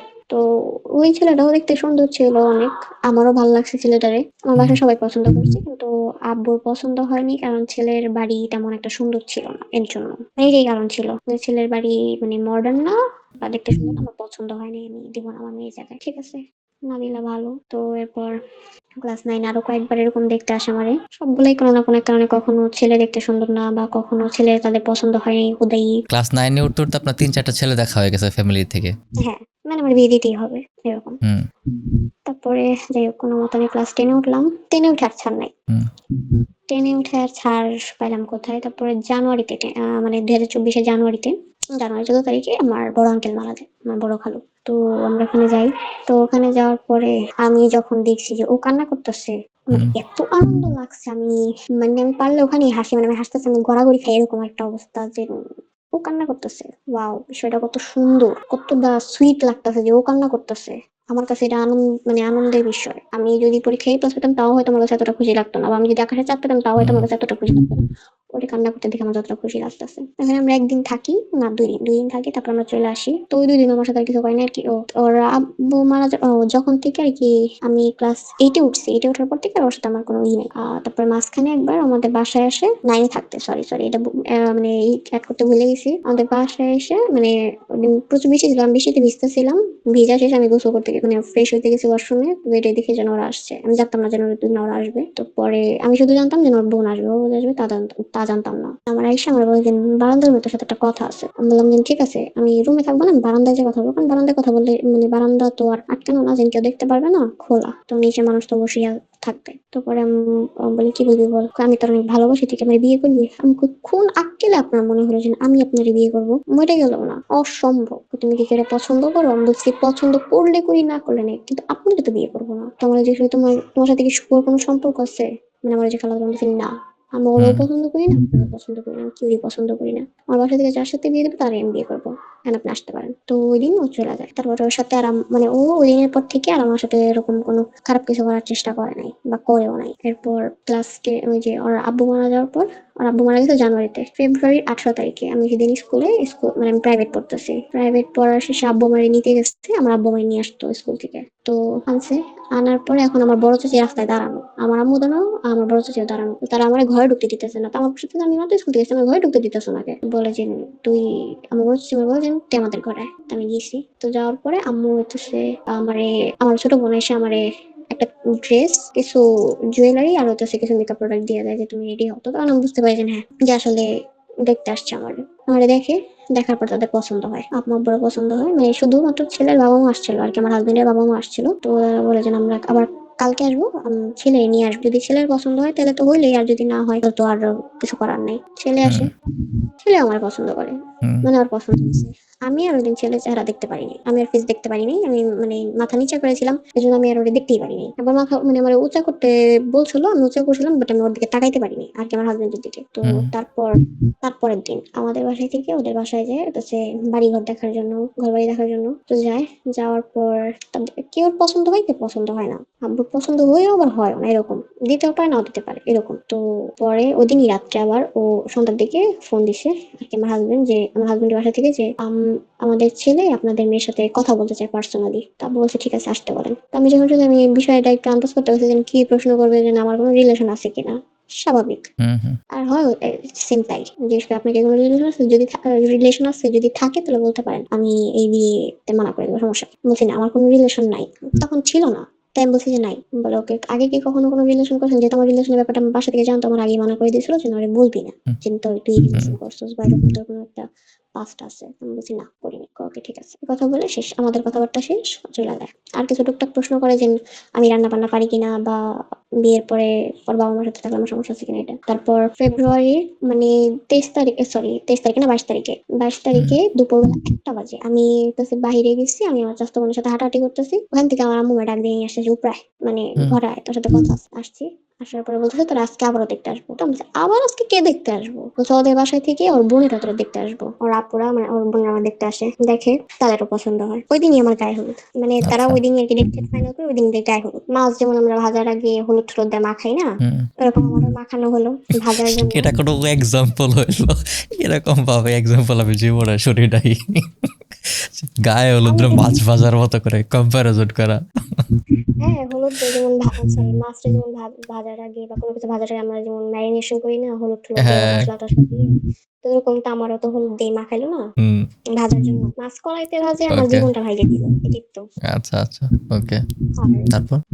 আমি মাঝখানে একটা কথা স্কিপ করছি, সেটা হইতেছে আমার হাতে প্রচুর কাটা দাগ ছিল। আমি হইতেছে মানে প্রচুর ডিপ্রেশন থেকে আমি এই কাটাকাটি গুলো করতাম হাতের মধ্যে। আমার বাম সেলফ হার্ম, হাতে পুরো, সেলফ ইনজুরি, নিজের হাতে কাটা মানে? ওই যে বললাম না আমি নিজের আর কি মানে সুইসাইড করার ট্রাই করতাম, তো মানে হাতের নখ কাটতাম না, মানে সাইড দিয়ে কাটতাম, অতটা সাহস হতো না। আমি সুইসাইড করার ট্রাই করতাম হইতেছে মানে ফাঁসি দেওয়ার ট্রাই করতাম। মানে 2-3 বার এমন হয়েছে যে আমি মানে গলায় না প্যাচ দিয়েছি, একটা প্যাচ দিয়েছি, দেওয়ার পর যখন দেখি আমি দুম ছাড়তে পারতেছি না, তখন আমার বাচ্চার জন্য গেছে যে না আমার বাঁচতে হবে। মানে কোন একটা মানে আমার মনে হচ্ছে যে কোনো একটা অদৃশ্য জিনিস আমার বাধা দিতেছে, অদৃশ্য শক্তি আমার বাধা দিতেছে যে। এইগুলা কখনকার ঘটনা? এগুলা এটা কখনকার ঘটনা? এটা হচ্ছে 2019-এর পরে মানে 20, 21, 22, 23, আমি প্রত্যেকটা বছর হুম একে ট্রাই করছি। এই বছর আমার ট্রাই করা হয় নাই, বাকি আছে। মানে বছরগুলোতে ট্রাই করা হয়েছে। আর হাত কাটাটা থামাইছি লাস্ট ইয়ার। তো তারপর বিয়ের পর বিয়ে হইলো, 23 তারিখ বিয়ে। তো বিয়ে পরে যেদিন দিয়েছি সেদিন আমি আমাদের বাসায় ছিলাম। তো বাসায় থাকার পর মানে যেহেতু বাসরাতে নামাজ পড়তে হয়, আমাদের নামাজ হুম পড়া হয়েছে, কথাবার্তা হয়। তো সে আমার প্রথমেই বলে যে আমার ফার্স্ট প্রায়োরিটি হইতেছে আমার ফ্যামিলি, আমার মা। হুম যে কথাটা আমি ওই দিন অন্ততপক্ষে ওই দিন রাতে আমি এক্সপেক্ট করি নাই যে ওই দিন রাতে এগুলো বলতে হবো। আর তার ওই কথাটা থাকে, আরেকটা কথা থাকে যে আমি প্রচন্ড রাগী, প্রচন্ড বদমেজাজি। আর আমি মেজাজ শুধুমাত্র তাদের সাথেই দেখাই যাদেরকে আমি অনেক কাছের মনে করি। আমার মনে হয় এই কথাটা আর কি মানে খুবই মানে জানি না কেমন টাইপের, কিন্তু আমার ভালো লাগে নাই। যে আমার কথা হচ্ছে যে যারা আমার খুব কাছে তাদের আমি তাদের সাথে তো আমি মানে চিল্লাফাল্লা করবো না, তারা যাতে কষ্ট পায় এমন কোনো কাজ আমি করবো না। হুম। গেল, এটা ছিল তার সেকেন্ড কথা। তারপরে ছিল ওই দিনই সে আমার জন্য ফোন আনছিল। এইটা এরকম ক্যাটাগরির একটা ক্যাটাগরি মানুষ আছে, বুঝছেন? এই ধরনের মানুষগুলো প্রচণ্ড ভীতু হয়। ওরা শুধুমাত্র মানে নিজের ফ্যামিলি বা নিজের যারা ক্লোজ ওয়ান থাকে, যারা থাকে না টেকেন ফর গ্র্যান্টেড ধরতে পারে, তাদের সাথেই চিল্লাপাল্লা করে। ঠিক আছে, বাইরে গিয়ে তারা কোনো কথাবার্তা বলতে পারে না, কারণ তারা অ্যাকচুয়ালি ভীতু। যে জায়গার মধ্যে আসলে চিল্লাপাল্লা করা যায়, জানে যেটা সেফ জোন, ঠিক আছে, এই মানুষ আমার কোনো ছেড়ে যাবে না বা আমার কোনো পাল্টা রিভল্ট করবে না, ওখানে আমি খুব চিল্লাপাল্লা করবো, হ্যাঁ আমি সাহসী বলুন, বাট বাইরে গিয়ে করবে না। মানে ভিতর থেকে মানুষের একটা ভীতু একটা মানুষ যারা থাকে না, তারা এই ধরনের কাজ করে। ও সেম ওই ক্যাটাগরি। তো আমি আপনি করেই বলতাম, এখনো বলি। তো আমি বলি হুম যে আর কিছু? তো পরে বলে যে না, এগুলাই। আরেকটা কথা, সে আমার সেদিন ফোন দেয়, মানে আমার তার আগে কোনো ফোন ছিল না আর কি। আমার বাসায় জিজ্ঞেস করছিল যে ওর কি কোনো ফোন আছে, তো বলছে যে না ওর কোনো ফোন নাই। আমার একটা ফোন ছিল, কিন্তু ওই যে আমি যখন যার সাথে রিলেশন করি তখন ওই ফোনটা নিয়ে গেছে আর দেয় নাই। হুম তো পরে এসে আমার জন্য আনে, তো দেওয়ার পরে সে আমার একটা কথাই বলে যে তুমি কোনো ফেসবুক খুলতে পারবা না, ইনস্টাগ্রাম খুলতে পারবা না, টিকটক চালাতে পারবা না, ইমো চালাতে পারবা না, লাইক কিচ্ছু হুম চালাতে পারবা না, শুধুমাত্র হোয়াটসঅ্যাপ থাকবে। হোয়াটসঅ্যাপে হুম মানে আমার এসে বলে দেয় যে এই মানুষগুলো থাকবে, তার বাবা, তার মা, তার বোনেরা। তার বাড়ি তুমি পুরো 14 গোষ্ঠী অ্যাড করো, সমস্যা নেই। আর আমার বাড়ির কিছু মানুষদের নাম বলে দেয় যে তোমার বাবা, তোমার মা, তোমার ছোট বোনের তো এখনো পর্যন্ত কোনো মোবাইল টোবাইল নাই, তো যদি হয় তাহলে এই কয়জনের নাম্বার তুমি অ্যাড করতে পারবা। আমি বললাম ওকে ঠিক আছে, সমস্যা নেই। তারপর স্বাভাবিকভাবে যেহেতু ওইদিন আমাদের বিয়ের প্রথম দিন ছিল, মানে প্রথম রাত ছিল, আমাদের মধ্যে ইন্টিমেসি হয়। হুম মানে ওই মুহূর্তটা আমার মানে সে যখন আমার টাচ করতেছিল, আমার শরীর প্রত্যেকটা টাচ মনে পড়তেছিল যে না, এই জায়গায় ওই লোকগুলা এইভাবে টাচ করছে। মানে আমি মানে মানে আমার তখন প্রচুর মানে কি বলবো প্রচুর খারাপ লাগতেছিল। প্যানিক অ্যাটাক তো হইতেছিল না, কারণ প্যানিক অ্যাটাক হলে তোমার হাত পা কাঁপবে, সেও বুঝবে। প্যানিক অ্যাটাক হইতেছিল মানে কেমন জানি লাগতেছিল, আমার ভালো লাগতেছিল না। আর আমি তার মানাও করতে পারতেছি না, কারণ মানা করলে সে হয়তো ভাববে যে আমার হয়তো অন্য কেউ আছে, এই জন্য হয়তো আমি মানা করতেছি, কারণ এরকম একটা কথা আমার খালাতো বোন আমার এটাই বলছিল। চাইল্ডহুড ট্রমা খুব বাজে জিনিস। আমার নানু মানে যারা মুরব্বী ছিল তারা বলছিল যে যদি কিছু করতে চায় তুমি বাধা দিও না, এরকম একটা কথা বলছিল। কারণ বাধা দিলে জিনিসটা তারা মনে করবে যে তোমার হয়তো অন্য কেউ আছে, এই জন্য তুমি মানে বাধা দিতেছো বা চাইতেছো না। আমি বাধা দিই না। তো ওই দিন আমাদের মধ্যে ইন্টিমেসি হয় ঠিকই, মানে একদম সব হয় না, মানে একদম সব হয় না। দ্বিতীয় দিন মানে আমি তারপর কিছুটা বাধা দিয়েছি যে না, কারণ আমি তো নিতে পারতেছি না, আমার তো সহ্য হইতাছে না। মানে কারণ আমার ওই জিনিসগুলো মনে করতেছে, ওই টাচ গুলো আমার মনে করতেছে, ওই অনুভূতিগুলো আমার করতেছে। তো আমি তার এইভাবে বলি যে এটা যে তোমার ফার্স্ট টাইম, আমার ভয় লাগতেছে বা আমার কষ্ট হইতেছে বা আমার ব্যথা লাগতেছে, আমার ছাড়। দ্বিতীয় দিন সে আর আমার এমন ভাবে ছাড় ঠাড় দেয় না যে বলে না আজকে আমি আর পারবো না, আমাদের আজকে আর সম্ভব না। তো সে এক প্রকার জোর করেই আমার সাথে মানে ফিজিক্যাল ইন্টিমেসিতে জড়ায়। তো করার পর আমার মানে এমন লাগতেছে যে আমি তখন, তো আমার মনে হচ্ছে যে আমার মনটা ভিজে গেছে। পরে বুঝতে পারলাম যে এটা আমার ফার্স্ট টাইম ইন্টিমেট হওয়ার কারণে, মানে আমি তো বললামই যে মানে তার আগের হুম, দিন রাতে হুম। আমাদের মধ্যে একদম সব হয় নাই। আর কি সেকেন্ড রাতে আমার ব্লিডিং হয়। ওই ব্লিডিং দেখে মানে তার মানে খুশি এতটা ছিল, মানে ওই যে আমাদের সমাজে একটা আছে না যে ফার্স্ট নাইটে যদি মানে সেক্সুয়ালি ইন্টিমেট হয় তাহলে হুম, হুম। যদি দেখা যায় রক্ত, তার মানে মেয়েটা ভার্জিন, এরকম একটাই হুম, হুম। তার মধ্যে ওইটা ছিল। তো সে তোমার মানে সে অনেক খুশি হয় যে আমি জিতে গেছি, আমি আজকে তোমার প্রতি অনেক মানে সে বলে, সে মানে ধরেই বলে যে বউ আজকে আমি তোমার প্রতি অনেক খুশি, এইভাবে বলে যে বউ আজকে আমি অনেক বেশি খুশি। তো আমি বললাম কেন, বলে এই যে এই জিনিসটার জন্য। আমি বললাম ও আচ্ছা, আপনি আমি জিজ্ঞেস আপনি যদি বিশ্বাস করেন তাহলে, কারণ আমি বিশ্বাস করি না, তারপরও যেহেতু দেখলাম বুঝলাম যে তুমি ভার্জিন ছিলা। এই কথাটা যখন সে আমার বলে মানে সে বলে যে আমি ভার্জিন ছিলাম, তোমার কেউ টাচ করে নাই, এই টাচটা আমার মানে একদম মানে মাথার মধ্যে চলে যায়। না, আমি তো লোকটা ঠকাইতাছি, কারণ আমার যে আগে কেউ টাচ করে নাই তা না, করা হয়েছে। তো এই আমার জিনিসটা ভিতরে খুবই গিল্টি লাগতেছিল যে আমি লোকটারে বইলা দিই। এই গিল্ট তো কোনো সেন্স মেক করে না। এটা তো লাইক থাকে না যে ভলান্টারি লাইফ নিজে গেছি। গিল্ট তখন কাজ করে যখন আমি নিজে ইচ্ছা করে কিছু করছি। যেমন আপনার যে রিলেশনশিপটা ছিল ওটা আপনার ভলান্টারিলি ছিল, আপনি ওটার জন্য গিল্ট কাজ করতে পারে যে না, আমার রিলেশনশিপ ছিল, আমি ওটা বলছি যে আমার রিলেশনশিপ নাই, আমি মোবাইল ফোন ইউজ করতাম কিন্তু আমি বলছি যে মোবাইল ফোন ইউজ করতাম না। ওটা অ্যাকচুয়ালি প্রবলেমেটিক। বাট আগের যে ঘটনাগুলো এগুলো তো গিল্ট, বললাম তো, শুনেন নাই কিছু? আমি সবটাই শুনছি, আমি বলছি আরো কিছু বলবেন, তাই বললাম যে বলেন। না, ওটাই বললাম যে এটা তো গিল্ট, মানে মানে গিল্ট ফিল করার মতো আসলে কিছু না এটা। না, ওই যে সে যে বললো যে তোমার আগে কেউ টাচ করে নাই, এটা হ্যাঁ, ওই টাচ করা, এটার মানে হলো যে আপনার কনসেনচুয়ালি টাচ করে কি নাই সেটার মার কথা হলো এটা। কথাটা আন্ডারলাইন মিনিং থাকে না, প্রতিটা লাইন লাগে লিটারাল ধরে নেওয়া তো যাবে না। তো তারপর মানে 3-4 দিন সবকিছু স্বাভাবিকই থাকে। যেহেতু আমার আমার যখন বিয়ে হয় তখন আমার বয়স ছিল 15, আমার তখন পর্যন্ত 18 হয় নাই। আমাদের বিয়েটা যেহেতু বাংলাদেশের এখন আইন কত? অনুযায়ী এখন 17 চলতেছে। 17? আপনার তো জামাইয়ের কিন্তু আইন অনুযায়ী জেল হইতে পারে, জানেন, 1 বছরের। হ্যাঁ জানি।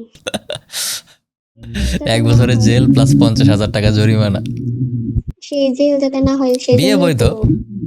বিয়ে বৈধ হবে না, কিন্তু 1 বছরের জেল আর 50,000 টাকা জরিমানা হইতে পারে। এটা যাতে না হইতে পারে এই জন্য আমাদের বিয়ের 3 নাম্বার দিন আমাদেরকে হুম, কোর্টে নিয়ে যাওয়া হয়। কোর্ট থেকে একদম লিগালি মানে আমরা যে ম্যারিড এটা নিয়ে আসা হয়, আমার বয়স বাড়ায়, মানে ওখানে দেওয়া হয় আমার বয়স আচ্ছা, 18। ওকে, এফিডেভিট করে বয়স বাড়ায় দিছে। তো তখন ওই যে বয়স বাড়ায় দেওয়া হয়, বয়স দেওয়া হয় যে 8 দুই হুম, হাজার ছয় কিন্তু ওই সময় বাবা মার বিয়েই হয় নাই, অথচ আমি হয়ে গেছি। হুম, ভালো কথা। তো আমার বিয়ে হয়েছে 23 তারিখে, আমার 29 তারিখে আমার শ্বশুর বাড়িতে নিয়ে যায়। শ্বশুর বাড়িতে নিয়ে যাওয়ার পর আমার শাশুড়ি আমার হাজবেন্ডে বলছিল যে বউরে নিয়ে মানে আমাদের এই জায়গায় একটা জায়গা নাম হচ্ছে ডাক বাংলো, ওখানে যা, মানে আমাদের এখানে ঘুরতে যাওয়ার মতো একটা জায়গায় আছে নদীর পাড়, তো ওখানে নিয়ে যা। সে আমার ওখানেই নিয়ে গেছে। আমার শাশুড়ি বলে দিছে যে আমার ফুচকা খাওয়াই, সে আমার ফুচকাই খাওয়াইছে। মানে যা যা বলে দিছে, যেভাবে বলে দিছে সে সেভাবেই আর কি সবকিছু করছে। তো আমি তো জিনিসটা আর কি মানে বুঝতে পারছি যে হ্যাঁ ছেলেটা মাম্মাস বয়। আর যেহেতু সে আমার বিয়ের রাতেই বলছে এরকম এরকম কাহিনী।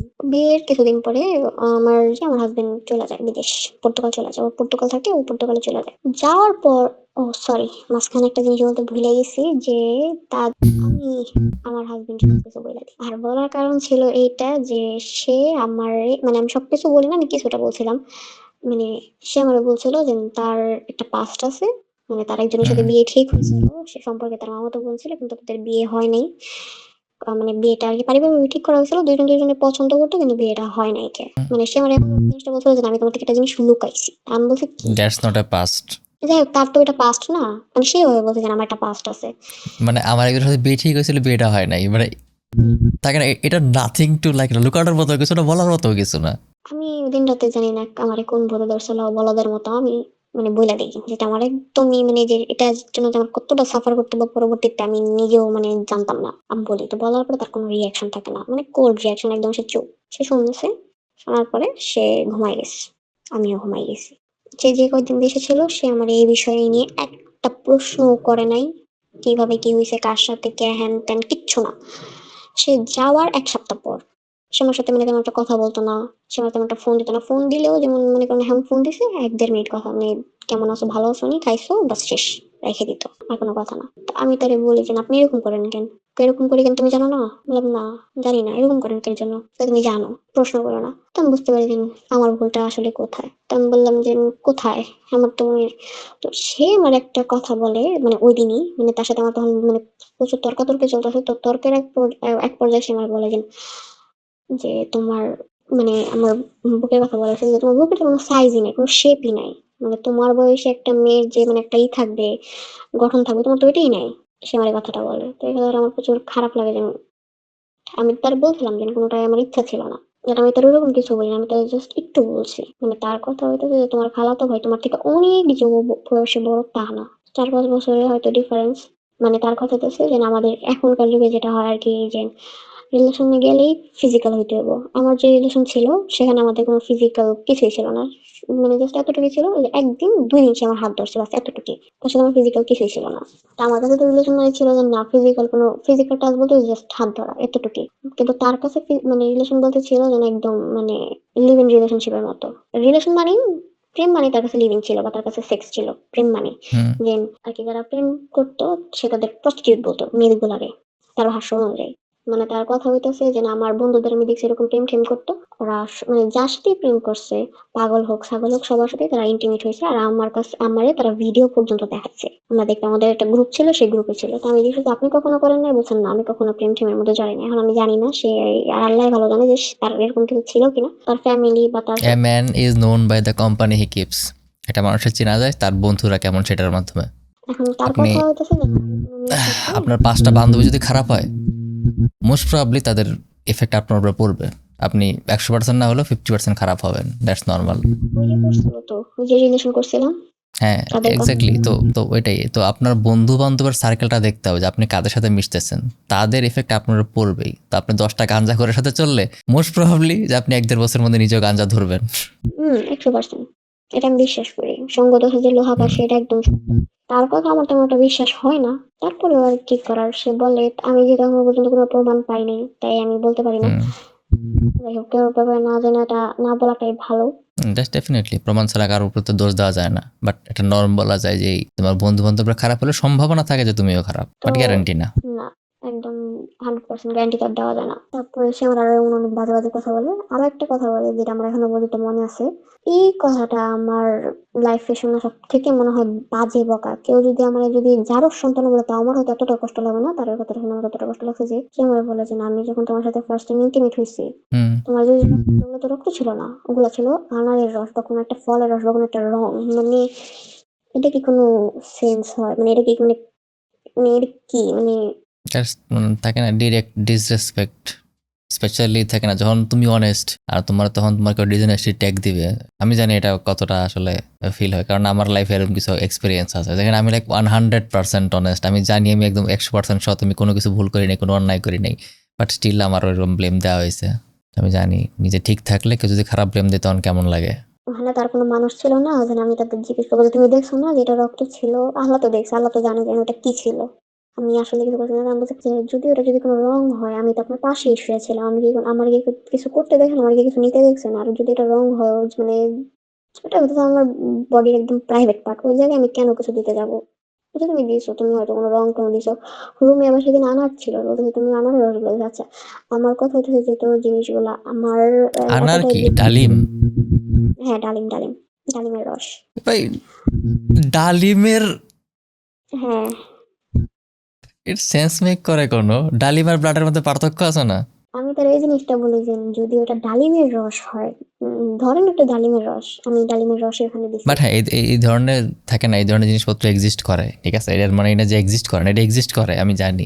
মার্কেটে এই ধরনের প্রোডাক্টও পাওয়া যায়, কিন্তু বাংলাদেশে পাওয়া যায় না। এগুলো ওয়েস্টার্ন মার্কেটের কাহিনী বলতেছি আমি, ওইখানে পাওয়া যায়। আসলে এই বিষয়ে কোনো আইডিয়া নেই, আমি জানি না, আমি এরকম কিছু করিনি তাই আমি জানি না যে আছে হুম। কিনা। আজকেই শুনলাম যে এরকম কিছু আছে, তো না বলে না, যে ওয়েস্টার্ন এগুলো মার্কেট এরকম থাকে না, ছোট ছোট পিলের মতো ট্যাবলেট থাকে, মানে এগুলো ফেক করার জন্য ওয়েস্টার্ন মার্কেটে কিছু সাপ্লিমেন্ট টাইপের প্রোডাক্ট টাইপের আছে, এক্সিস্ট করে, কিন্তু এগুলো বাংলাদেশে ঢুকে না কোনো কালেও। বাংলাদেশে এটার মার্কেটও নেই। বাংলাদেশের নাই, তারপর তো সে আমারে বলবো তাই না? তো আমি তারে বলি যে যদি এটা ডালিমের রস হয়, ডালিমের রস যে কতটা আমরা এটা সবাই জানি যে ওটা যদি কোনো কাপড়ে লাগে দাগটা কিন্তু উঠবে না। আমার পিঠের নিচে আমার জামা ছিল, আমার পায়জামা ছিল, দুইটাই ছিল, তো দুইটাতেই আর কি মানে ব্লাড লাগছিল। আমি আমার শরীরে যে অন্যটা ছিল সেটাতেও, বিছানার চাদর, এমনকি আমি যে হাইটা ওয়াশরুমে গেছি সেখানে মানে মানে রক্ত পড়তে আছে এরকম অবস্থা। আচ্ছা, এগুলো আপনার এক্সপ্লেন করতে হবে না, এগুলো আমি বুঝে গেছি, আশা করি যারা শুনতেছে তারাও বুঝে যাবে। সো আপনার সামনে আগেই। তারপর ওই দিন আর আমি তার সাথে কোনো কথা বলি না। তারপরে মানে সে ফোন দিত, আমি রিসিভ করতাম, কথা বলতাম, বাস এতটুকু। এগুলো আমি কিছু আমার বাসায় আমি জানাইনি, না আমার বাসায় না তার বাসায়। তার কিছুদিন পরে আসলো, আমার আম্মু আমায় জিজ্ঞেস করলো যে তোর টাকা পয়সা দেয় না? বললাম না, আমার তো কোনো অ্যাকাউন্ট নেই, ও কোথায় টাকা পয়সা দেবে? তো বলে যে নিজে গেছে, যাওয়ার সময় তোর কিছু দেওয়া যায় নাই। আসলে যাওয়ার সময় সে আমার 500 টাকা দিয়ে গেছিল, কিন্তু আমি আমার বাসায় বলছি যে সে আমার 5,000 টাকা দিয়ে গেছে। ওই নতুন বউ দেখলে টাকা দেয় না, হুম। তো ওই টাকা আমার রাতের বাসায় আমার ঝিয়ে দেখতে আসলো, সবাই আমার হাতে টাকা দিচ্ছে। তো আমি ওই টাকা থেকে মানে আমি বলছি যে না, আমার সে 5,000 টাকা দিয়ে গেছে। তো আমার আম্মু বিশ্বাস করছে যে না, হয়তো দিয়ে যেতে পারে 5,000 টাকা। তো ওই জিনিসটা আমার আম্মু বলছে যে 5,000 টাকা কেউ দেয়? কারণ আমার আম্মুর বিয়ে হয়েছে 2007 সালে। ওই সময় আমার আব্বু আর কি এই কথার প্রেক্ষিতে সে বলছিল যে ওই সময় আমার আম্মুরে আব্বু 30,000 টাকা দিয়ে গেছিল যাওয়ার সময়। তাই আম্মু এই কথাটা বলছিলেন 5,000 টাকা কেউ দেয়। মানে বাইরে যাওয়ার আগে তার হাতে দিয়ে চলে গেছিল এরকম? আম্মু বিষয়টা নিয়ে আরকি একটু মানে রাগী হয় যে এটা কোন ধরনের কাহিনী? টাকা হুম। দিবে না কেন? তো আম্মু আমারে বলল তুই জিজ্ঞেস কর। আমি বলি বিয়ে হইছে মাত্র কয়দিন? আমি এই কথা কিভাবে জিজ্ঞেস করি? আর তার আগে সে আমার ওই যে কথাগুলো বলছে, আমার তো তার সাথে মানে কথা বলতে ইচ্ছা করে না। আবার আমি তার এই টাকার কথা বলবো? আর আমার কেউ কিছু চাইতে ভালো লাগে না, আমার পছন্দ না। আমি আমার বাবা মার কাছেও মনে হয় এখনো পর্যন্ত ওরকম ভাবে কিছু চাই। আর এই বিয়ে করে যে বউ রেখে বিদেশ চলে যায় না, এই বিয়ের ডায়নামিক্সটা না আমার পার্সোনালি খুব অপছন্দ। মানে ইটস আমার পার্সোনাল সম্পূর্ণ ব্যক্তিগত মতামত। তাকে বিয়ে করছো বউ রেখে, হয় বউ নিয়ে যাবা, নাহলে বউর সাথে থেকে যাবা। বউ রেখে তুমি চলে যাবা কিসের জন্য? তো বিয়ে করছো কেন? তো আমারও পছন্দ না। ও সে আমার আরো একটা কথা, মানে এটা আমি বিয়ের পরে জানছি। এটা নাকি বিয়ের সময় আমার আব্বু আমার সাথে তার হয়েছিল যে সে আমারে কখনো নিবে না। যদি নেও, তাহলে যদি সে কোনোদিন তার বাবা মারে নিতে পারে তাহলে তিনজন একসাথে, নাহলে না।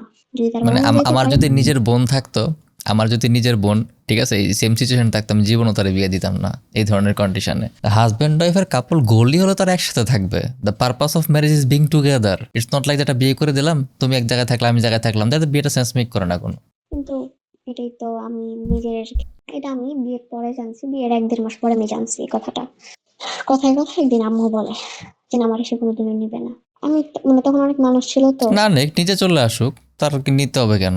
মোট কথা হলো একসাথে থাকতে হবে ভাই, এজ এ কাপল পার্টনার একসাথে থাকতে হবে, একজন একজনের লাইফে হেল্প করবে, এটাই তো মানে বিয়ের পারপাস। সে আসবে, আসবে না কেন? ওই যে ছুটিতে আসবে 2 মাস 3 মাসের জন্য বছরে ছুটি। তুমি আসলে 1 মাস থাকলাম, 11 মাস থাকলাম না, দ্যাটস লাইক, যাই হোক তার যার যার ব্যক্তিগত ব্যাপার, কেউ যদি এমনি কমফোর্টেবল থাকে থাকুক, বাট আমার পার্সোনালি ডায়নামিক্সটা খুব অপছন্দ।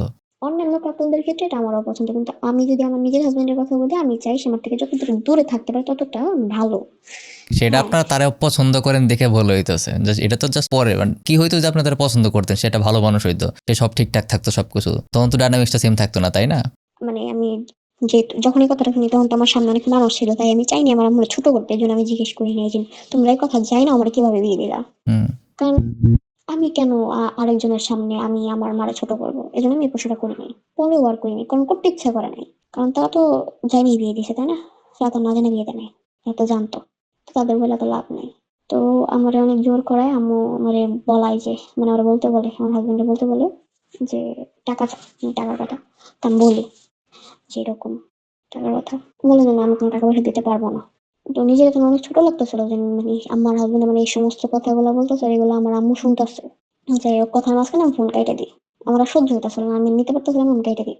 কারণ আমার মনে হচ্ছে যে সে এক পর্যায়ে ওই যে ওই কথাগুলো বলবে, আর আমি চাইতাম না যেন ওই কথাগুলো আমার আব্বু আম্মু জানুক। তখনও পর্যন্ত আমার আব্বু আম্মু জানে না। কাহিনীটা 2018-তে ঘটলেও তারা 2024 পর্যন্ত স্টিল কিচ্ছু জানে না, শুধুমাত্র ওই হুজুরের কাহিনীটা একটু জানে, তো আমার আব্বু ওটাও জানে না। তা ওটা সে নিজের চোখে দেখছে, দেখে যায়নি, বাকিগুলো সে তখনও জানে না। তার সাথে যখন আমার ছোটখাটো কোনো তর্ক টর্ক লাগতো, সে সবসময় আমার ওই জিনিসটাতে, আমার ওই পয়েন্টটাতে সে আমার আঘাত করতো, যে তুই হইতাছস নষ্টা, তুই তুই হইতাছস বেশ্যা। সে আমার এভাবে বলছে, তুই হইতাছস বেশ্যা।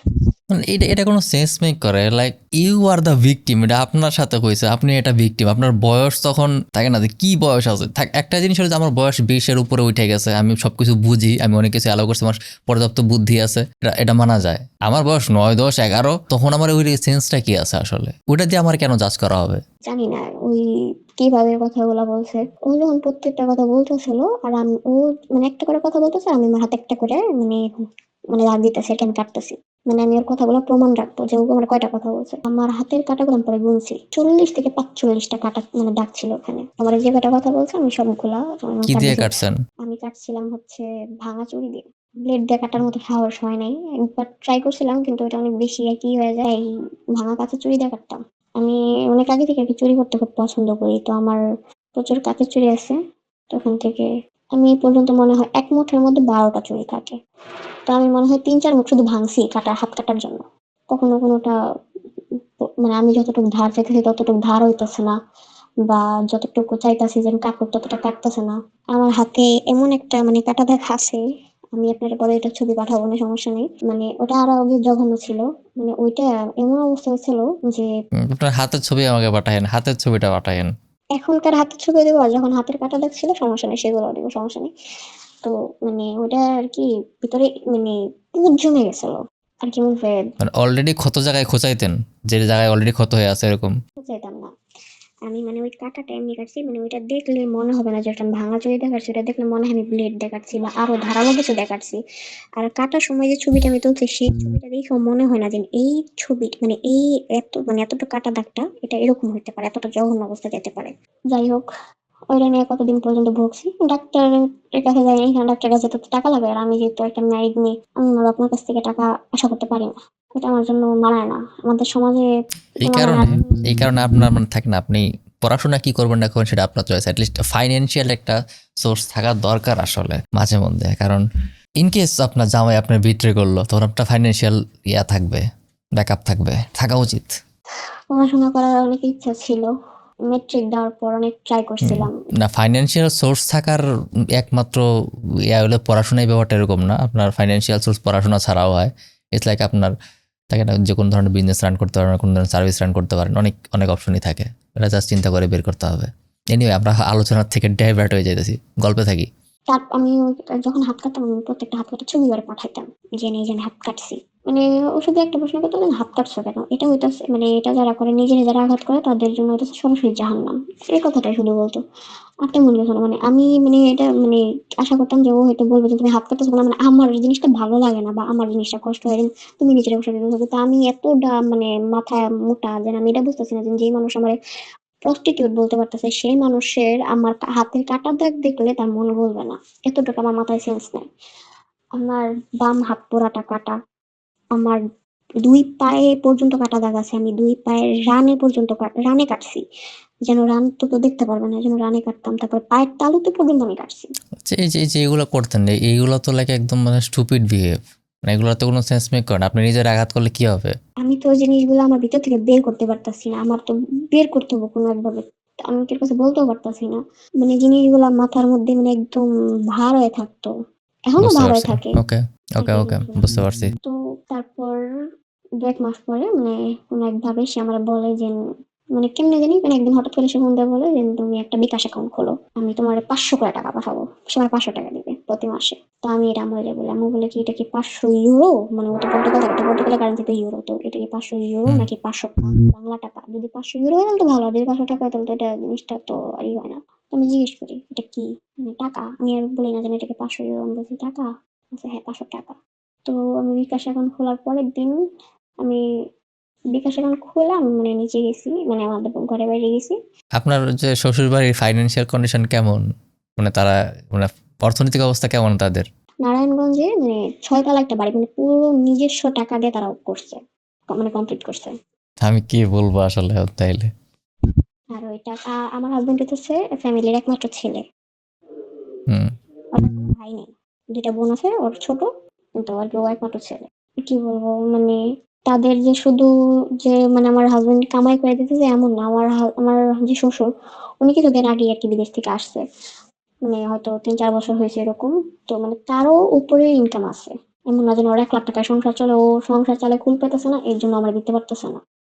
ওর আম্মুর মুখেই শোনা যে মানে আমার শাশুড়ি মানে বলে যে আমার ছেলে আমাদের শুধুমাত্র খাওয়ার জন্য বা উপরে ভাঙার জন্য আমাদেরকে মাসে 1 লাখ টাকা দেয়, সেই ছেলে তারপরে 500 টাকা দিতে চায়। জিনিসটা একটু অন্যরকম না? ওকে। তারপর যাই হোক, আমি উপরে যে দেখি সে আমার মোবাইলে টাকা পাঠাইছে, টাকার অ্যামাউন্টটা হচ্ছে 369 টাকা, বাংলা টাকায় 369 টাকা। 300 টাকা পাঠাইছে সে পর্তুগাল থেকে বাংলাদেশে, 1 মাসের খরচ। হুম, 1 মাসের খরচ, মাসে 15 তারিখে পাঠাইছিল। তো তাই বলতেছে যে আমি তো 500 টাকা দিতে চাইছিলাম, 500 বদলে কি মানে ওই যে ব্যাগ ঠাইটা ঠাইটা আর কি। মানসিক দৈন্যতা নামে একটা শব্দ আছে, শুনছেন কখনো? মানসিক দৈন্যতা। শুনিনি শব্দটা। আচ্ছা, মানসিক দৈন্যতা হইলো মানুষের পকেট ভর্তি টাকা থাকে, ব্যাংকের মধ্যে অনেক ব্যালেন্স থাকে, ঠিক আছে, কিন্তু মনের মধ্যে থাকে না, ওটার মানসিক দৈন্যতা বলে। ও কিন্তু মানে প্রচুর দানও করে, মানে ওর মুখেই শোনা, আর আমিও নিজেও দেখছি ও যখন মসজিদে মানে যখন দেশে আসছিল হুম। মসজিদে কখনো মানে খালি হাতে গেত না আর কি, মসজিদে দান বাক্সে সবসময় টাকা দিত। আমি মানে ওর মুখে শুনছি আর মার মুখে শোনা, এমনও শুনছি ওর আম্মুর মুখে যে ওরে যদি যদি টাকা দেয়, তো যখন আর কি ও দেশে ছিল বা পড়ালেখা করতো তখন ওর ঈদের টাকা যেমন মার্কেট করতে দিয়েছে ধরেন 5,000 টাকা, ও 5,000 টাকা দিয়ে নিজে মার্কেট করতো না, পুরো 5,000 টাকা দিয়ে মানে গরিবদের যারা রাস্তায় থাকতো তাদেরকে নাকি শপিং করে দিত, তাদের মার্কেট করে দিত, তাদের একটা কম্বল দিত বা তার তাদের। মানে সেটা শুধুমাত্র আপনার জন্য, এটা কাইন্ড অফ আপনার একটা টর্চার। তার মানে ব্যাপারটা এমন না যে তার টাকা খরচ করতে পারে না, এটা কাইন্ড অফ আপনার একটা টর্চার, একটা ফাইন্যান্সিয়াল টর্চার আর কি। এটা বোঝানোর জন্য আর কি সে তার মানে তার এটা বোঝানোর জন্য আর কি আমি মানে এই আপনার জিনিসটা একটা বললাম। প্রেশারের মধ্যে রাখলো, আপনার একটা টর্চার মতো, আপনার ওই ফ্রিডমটা থাকলো না, আপনার থাকে না যে খোলা ফিল হওয়া যে ব্যাপারটা, আনচেইনড ফিল হওয়ার ব্যাপারটা, এটা আপনার থাকলো না, এইটা জাস্ট করার জন্য। তার মানে সে থাকে না যে তার কাছে টাকা নাই বা সে মানসিক দিক থেকে গরিব, এরকম না। তার টাকা আছে, তার ওকে। সবই আছে, কিন্তু সে আমার জন্য কিছুই নেই। আমার না তো কোনো জায়গায় যাইতে দেয়, আমার কোথাও দেয় না, কোথাও না। মানে আমি বললাম না আমার ফোনে কার কার নাম্বার থাকবে এটা পর্যন্ত করা, হুম। এটা পর্যন্ত লিস্ট বানিয়ে দেওয়া। আচ্ছা, তারপর আগান, আমরা অনেক লম্বা সময় নিয়ে ফেলতেছি, যারা শুনবে তারা বিরক্ত হয়ে যাবে, অনেক বেশি লম্বা হয়ে যেতেছে। মানে আরো যত থাকে না জঘন্য জঘন্য কথাবার্তা, মানে একটা মেয়েরে মানে একটা ছেলে তার ওয়াইফ রে প্রস্টিটিউট থেকে যদি আরো জঘন্য কিছু হয়ে থাকে সে সেগুলো হুম। বলতো। এমনকি যখন দেশে ছিল, ও কিছুদিন আগে দেশে আসছিল, 2025-এ দেশে আসছিল জানুয়ারির 1 তারিখে, মানে ও ওর খালাতো ভাই সামনে একদিন আমার বলতেছে যে ঘুষে আমি তোর নাক ফাটাই ফেলবো, কোনো কারণ নাই, শুধ মানে হুদাই। এমনকি মানে আমার গায়ে হাত তুলছে, একদিন থাপ্পড় দিছিল আমার গালে।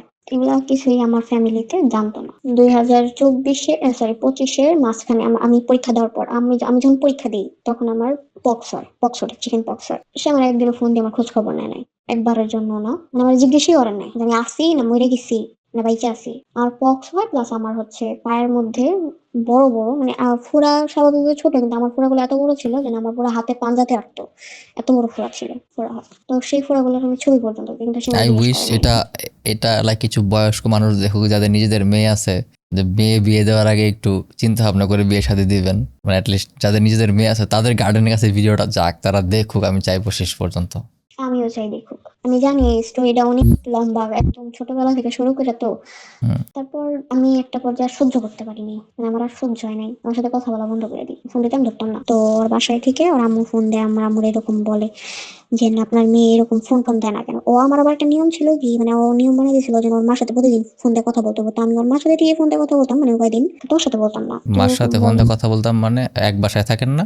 না, আমি তো আমার বাবার বাসায় থাকি। আমি ওই যে মানে মেট্রিক পরীক্ষা দেওয়ার মানে মেট্রিক পরীক্ষা দিয়েছিলাম, তো তাই আমি আমার বাবার বাসায় থাকতাম, শ্বশুর বাড়িতে থাকতাম না। ওকে। তো আমার ফোন দিয়ে বলে যে এরকম ওরা তো কথাবার্তা বলে না। তো আম্মু বলে যে আপনি আপনার ছেলে জিজ্ঞেস করেন কেন কথা বলে না, আর আমারটারে আমি জিজ্ঞেস করতেছি, সমস্যা নেই। তো যখন ওরা জিজ্ঞেস করার চাপ দেয় ও না একদম সবকিছু বলে দেয়, মানে আমার লাইফে যেরকম কোন একটা স্টোরি আছে এটা সে বলে দেয়। আর আমি বলছিলাম যে কথা বলার করে বলবো না। আমার ডিভোর্স দেওয়া হলে হুম। দেন সমস্যা নেই, কিন্তু আমার এই সমস্ত কথাগুলো কেউ কাছে বলবেন না, সে বলে দেয়। ও ওর আব্বুর কাছে এটা বলে যে আমি যে মেয়ের সাথে সংসার করবো ওই মেয়ের প্রাইভেট পার্ট সেলাই করা কাটা কাটা হয়েছে। মানে বিষয়টা সেভাবে বোঝাইছে যে আমার সাথে সেক্স করার জন্য বা আমার সাথে ইন্টারকোর্স করার জন্য যারা করতে চাইছে তারা মানে আমার সাথে এমন ভাবে করছে যে জায়গাটা ছিঁড়ে গেছে, তারা সেটা সেলাই করছে, আমি সেলাই করছি।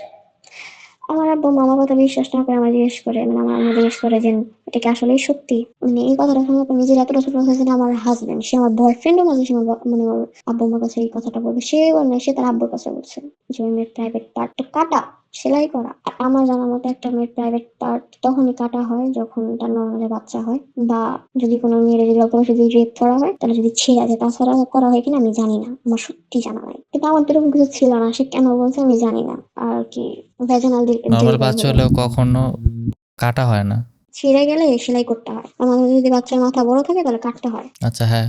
এই জন্য কাটতে হয়। তো আমার তো কোনো বাচ্চা কাচ্চাও নাই, আর আমার রেপ করে নাই যে আমার ওই জায়গায় ছিঁড়ে গেছে সেলাই করতে হয়েছে। আর যদি ধরেন যদি যদি সেলাই আসেও, এটা কি বাবার কাছে বলার মতো কোনো কথা? আমার মনে হয় না। তারপরেও আমার ফ্যামিলি চায়, আমার আব্বু আম্মু চায় আমি যেন ওর সাথে সংসারটা করি। প্রথমে তারা আমার বাহ। সাপোর্ট করে, প্রথমে তারা আমার সাপোর্ট করে আমার মেয়ের আমি জীবনে ফেরত পাঠাবো না, নিজের বাসায় বসায় বসায় খাওয়াবো। যে আমার মেয়েরাম পাঠাবো না, আমার মেয়েরা মেয়েরা বানাবো। আমার আব্বু আমার বলে যে আমি তোমার লয়ার বানাবো, মানে আমি তোমার পড়ালেখা করে লয়ার বানাবো। মানে যখন আমি কি ওই বাসা থেকে আইসা পড়ি, আমি ওই বাসা মাঝখানে একবার গেছিলাম, তো ঝগড়াঝাটি করে আমি আইসা পড়ছি। মানে ঝগড়াঝাটি কি বলতে কি, আমার শাশুড়ি আমার খাওয়ার খোটা দিয়েছিল আমার, মানে আমি যে জিনিসটা করি নাই সেই জিনিসটা যদি আমার কেউ বলে আমার সহ্য হয় না। তো আমি আমার আব্বু বলি যে আমার নিয়ে যাও, পরে সে আমার নিয়ে গেছে। তো তারপরে আর কি এইসব কাহিনীগুলা যিনি ওর সাথে কথাবার্তা হইতো না ওইগুলা বলে। আমার ওর সাথে একদম যোগাযোগ বন্ধ, একদম আমার ওর সাথে আমার কোনো যোগাযোগ ছিল না, না ওর আপনার সাথে না। হাজবেন্ডের শিক্ষাগত যোগ্যতা কি? Intermediate pass. গুড। স্কুলে পড়ে নাই, মাদ্রাসায় পড়ছে, মাদ্রাসা থেকে আর কি দাখিল পরীক্ষা দিয়েছে, এসএসসি দেয় নাই আর কি। আমি এটাই শুনছি ওর কথা অনুযায়ী, এটা আমি জানি। তো পরে ও মানে ওর বাসা থেকে আবার বাড়ি জিজ্ঞেস করতে থাকে যে আপনার মেয়ে কি চায়, আপনার মেয়ে কি সংসার করতে চায় না? তো আমার বউ বলে যে আমার মেয়ে কিছুই চায় না, আমরা যেটা বলবো সেটাই। পরে তারা কয়েকদিন আমার খুব সাপোর্ট করে যে হ্যাঁ আমাদের মেয়ে তোমরা কলেজে ভর্তি করবো, এই করবো সেই করবো। কিছুদিন পরে জাস্ট এক সপ্তাহ পর যখন ওই যে আর কি ফর্ম ফিল আপের সময় শেষ হয়েছে, আমরা বলছি যে ফর্ম ফিল আপের তো টাইম মানে ভর্তির তো টাইম শেষ হয়ে গেছে কলেজে, তো আমরা তো ভর্তি হইতে হইব, তো ভর্তি করবো না, আমি তো ফর্ম ফিল আপ করছি, আমি তো এই কলেজে চান্স পাইছি, তো আমরা ভর্তি করবো না। তখন আমরা আর কি সবাই মিলে ভাত খেতেছিলাম, তো তখন আমার আম্মু বলে যে তুই যদি ভর্তি হস, ওরা তো ভর্তি হতে মানা করছে, ওরা তো তোরা পড়াইবো না, তার মানে হইতেছে কি তুই নিজে থেকে ডিভোর্স চাইতেছস। মানে আমার এক প্রকার মানে ম্যানিপুলেটিং শুরু করে যে ডিভোর্স হলে এটা হয় সেটা হয়, মেয়ে অ্যাকসেপ্টেবল না এই সমাজে, মেয়ে এই শুনতে বই শুনতে হবো, বা আমরাই তোরে কথা শোনাবো, তার থেকে ভালো তুই সংসার কর। দ্বিতীয় বিয়ে হলে মেয়েদের কোনো দাম থাকে না, এক স্বামীর ভাত যদি তুই খায় যাস এটা একটা মর্যাদার জিনিস হ্যান ত্যান এটা সেটা, মানে আবল তাবল অনেক কিছু আমার বোঝায় এমনি। তারপরে তারা যেহেতু করে তো বলে যে ও যদি ফোন টোন দেয় তাহলে রিসিভ করবি, কথাবার্তা বলবি। আমার হাজবেন্ডের আবার একটা জিনিস কি, মানে ওর সাথে আমার যতই ঝগড়া হোক আমি ওর কখনো ফোন টোন দিই না, ওই আমার সবসময় ফোন টোন দেয়। গালিগালাজ করো তুমি, আমি কেন ফোন দিব, আমার তো ঠেকা পড়ে নাই। আবার আমি প্রথম প্রথম ও যখন আমার গালিগালাজ করতাম আমি কোনো কিছু বলতাম না, চুপ করে থাকতাম। কিন্তু মাঝখান দিকে ও যদি আমার একটা বলে আমার চারটা বলতাম, এরকম এখনো পর্যন্ত। হুম। ওর সাথে এখনো ঝগড়া, এখনো ওর সাথে আমার 1-1.5 মাস ধরে কথা হয় না, একটু একটু কম। এই তো এই পর্যন্তই মানে। তো আমরা বর্তমান সময় চলে আসছি, আপনাদের এখনো পর্যন্ত বিয়ে আছে এবং আপনি আপনার বাবার বাড়িতে আছেন। আপনার হাজব্যান্ড আপনাকে মাঝে মাঝে কল দেয়, কিন্তু মানে জাস্ট ঝগড়া হয় কলের মধ্যে। ও আরেকটা কথা, সে যখন দেশে আসছিল সবাই চাইতো যেন আমি বাচ্চা নিই, বাচ্চা নিলে নাকি সংসারের সব ঝামেলা শেষ হয়ে যায়। This is the most stupid decision. বাচ্চা নিলে সব ঝামেলা শেষ হয়ে যায় না। বাচ্চা নিলে ঝামেলা আর এখন থাকে না, যে সম্পর্কটা সুস্থ না ওখানে আরেকটা মানুষ আনলে ওই বাচ্চার উপর ইফেক্ট পড়বে এটা। কারণ সে একটা অসুস্থ এনভায়রনমেন্টে বড় হবে, সে দেখবে তার বাপ মা ঝগড়া করতেছে। আর কি তারা চাইতো যাতে আমি মানে যেন বলে আমি যাতে খুব তাড়াতাড়ি প্রেগনেন্ট হই। আর একে তো আমার বয়সটাও না, মানে বাচ্চা নেওয়ার। দ্বিতীয় হচ্ছে তারা আমার আরো অনেক রকমের উল্টাপাল্টা ওষুধ খাওয়াইছে, মানে হাতে বানানো ওষুধ, মানে যে কবিরাজের সাথে কেন ওগুলা আগে আমার শ্বশুরবাড়ি থেকে কেন? খাওয়াইছে, যেগুলো আর যেন বাচ্চা তাড়াতাড়ি হয়। এই তো এভাবেই চলতেছে আমার জীবন। তো এখন আপনার সিদ্ধান্ত কে নিয়েছেন? ওই যে আব্বু আম্মু বলছে যে এই সংসারই করতে হবে। তো এই সব থেকে বেশি খারাপ লাগে কি যে আমার বাপ মার সাথে যদি আমার কোনো মানে কোনো প্রকার যদি তর্কাতর্কি লাগে বা যদি কোনো ছোটখাটো বিষয় হয়, আমার সবার আগে তার একটা কথাই বলে যে আমার মা বলে বিশেষ করে যে ভাতারের ভাত পায় না, আবার আসে আমাদের সাথে মোটামি রাহাইতে, এই কথাটা বলে সবসময় যে ভাতারের ভাত পাস না, তোর আবার এত বড় বড় কথা আসে কই থেকে, তোর ভাতারে তোরা ভাত দেয় না, তোর ই হয় না, তোর শরম হয় না, তোর লজ্জা হয় না, তোর ভাতারে তোর টাকা দেয় না, এই দেয় না সেই দেয় না। এটা আপনার আব্বা আম্মা বলে? আম্মু বলে। এই ভাতার তো আমি জোটাই নাই, এটা তো তোমরা মেরে দিছো আমার। আমি জোটাইলে একটা কথা ছিল যে ঠিক আছে বলতে পারতাম, আমি নিজে চয়েস করছি, ওকে ফাইন। দিছো তো তোমরা তোমরা জেনে বুঝে দিবা না। আর কিছু হইলেই বলে যে তুই বাসা থেকে বেরিয়ে যা। That's why education is important, that's why financial backup is important. এ পর্যন্তই ছিল। ঠিক আছে, এখন আমি আপনারা কি বলবো বলেন, আমার বলার মতো আসলে আপনার থেকে না যে আমি যে কোনো সাজেশন দিব নাই আসলে, যা বলার মাঝখানে মাঝখানে আমি বলেই ফেলছি। আপনারা কিছু বলাটাও আমার কিছু অংশ অনধিকার চর্চা হয়ে যায়, সেটাও করে ফেলছি, এটাও ঠিক না। বাট দেখেন, আমি আমার ব্যক্তিগত পয়েন্ট থেকে যতটুকু আপনি বললেন, যা বলছেন তা যদি সব কিছু সত্যি হয়ে থাকে না যে একটু বাড়ায় বাড়া, আপনি যদি বাড়ায় না বলে থাকেন, যা যা এক্স্যাক্টলি সত্য কথা বলে থাকেন, আমি কখনোই সাজেস্ট করবো না যে আপনি ওখানে ফেরত যান। আমার নিজেরও কোনো ইচ্ছা নেই যাওয়ার। কারণ মানুষের কোর চেঞ্জ করা যায় না, মানুষের কোর যেটা থাকে ভেতরে একদম, এই কোর চেঞ্জ করা খুব কঠিন। তো আপনার হাজবেন্ড ওভারনাইট চেঞ্জ হয়ে যাবে, এটা আসলে এক্সপেক্ট করাটাই বোকামি। আমি যদি কিছু বাড়াই পেলে যদি বলে হয়তো আপনি সেটা জানেন না, কিন্তু আমার আল্লাহ তো জানে। না না, আমি তো আর আপনার হাজবেন্ডের বক্তব্য শুনতেছি না, একপাক্ষিক বক্তব্য শুনতেছি। তো তো আপনি, আমি ধরে নিব যে আপনি যা বলতেছেন তা সব সত্যি, 100% সত্যি। সেই হিসাবে আমি বলতেছি যে মানে এটা কখনো মানে ভালো ডিসিশন হবে না যে আপনি আপনার হাজবেন্ডের কাছে ফেরত যাবেন, যার কাছে আপনার রেসপেক্টের পরিমাণ একদম জিরো, যার চিন্তা ভাবনার লেভেলটাই খুব সীমিত। ভয়েস আছে আমার কাছে, আমি সেটা আপনার পাঠিয়ে দিব, আপনি তাহলে বুঝতে পারবেন যে তার বক্তব্য কতটা সুন্দর। না, আমার পার্সোনাল ফিলোসফি কি, আমার বউরে কেউ উঁচা গলা একটা কথা বলতে পারবে না। তো সে না আমি আমার বউরে অপমান করবো, আমি আমার বউরে মানে ডিমিন করবো, এটা তো প্রশ্নই আসে না। যাই হোক, দেখেন আমি আসলে জানেন আপনার সাথে পরবর্তীতে কি হয় বা আপনি কি সিদ্ধান্ত নেন, আপনার বাবা মা কি বলে। বাট যদি পারেন এডুকেশনটা একটু আগানোর চেষ্টা করেন, আর নিজের একটা ফাইন্যান্সিয়াল সোর্সের চেষ্টা করেন। কারণ কিভাবে? কিভাবে সেটা তো আমি এই মুহূর্তে আসলে আপনার থেকে না, একটা নর্মাল পডকাস্টের মধ্যে একটা কথার মধ্যে ফিগার আউট করে দিতে পারবো না যে কিভাবে, ওটা আপনারই ফিগার আউট করতে হবে, অথবা আমার অনেক ইনফো লাগবে, আমার অনেক চিন্তা ভাবনা করা লাগবে, তখন আমি হয়তো ফিগার আউট করতে পারবো। বাট সামহাও আপনার করতে হবে, যদি আপনি এই পৃথিবীতে ভালোভাবে সার্ভাইভ করতে চান, আপনার একটা প্রয়োজন। যে ছেলে আমার বাবা মারে এমনি এগুলো বলতে পারে, তার নিজের বউ সম্বন্ধে তার বাবা মার কাছে এমনকি এই কথাটাও বলছে যে আমার আব্বু মারে, বই বলছে আমার আম্মু যে আমার তখন একটা ইউজ করা মাল দিছেন, আমি একটা মাল। এটাই তো মানে তার তার তো মেন্টালিটি এরকম যে this is a property, this is a product, nothing else. একটা যে আলাদা একটা হিউম্যান বিং, এটা রক্ত মাংসের আলাদা একটা মানুষ, এই হিসাবে যে দেখতে পারার ক্ষমতা, ইদার মহিলা সমাজ ইদার অনেক উপরে তুলে ফেলি, যে একদম মানুষের লেভেলেই রাখি না, একটা গডলি ফিগার বানায় ফেলতেছি, আর আদারওয়াইজ একদম মানে একদম পায়ের তলায় রেখে দিতেছি, মানে যে এটা কিছুই না, একদম কিরার মতো, যে একদম যে কিছুই না। কিন্তু একদম হিউম্যান লেভেলে রাখা, যে ও একটা মানুষ, আমিও একটা মানুষ, নর্মাল মানুষ, এই মানুষ হিসেবে দেখতে পারার যে ক্ষমতাটা, এটা আমাদের সমাজে খুব কম। যখন এইটা এস্টাবলিশ হবে, তখন ওই নারী অধিকার পুরুষ অধিকার লাগবে না, তখন মানুষ অধিকার লাগবে, তখন মানবাধিকার, যে মানুষ হিসেবে তার অধিকার, তখন আলাদা করে নারী অধিকার বলতে হবে না, আলাদা করে পুরুষ অধিকার বলতে হবে না। আচ্ছা ঠিক আছে আপু যান, ওকে টাটা।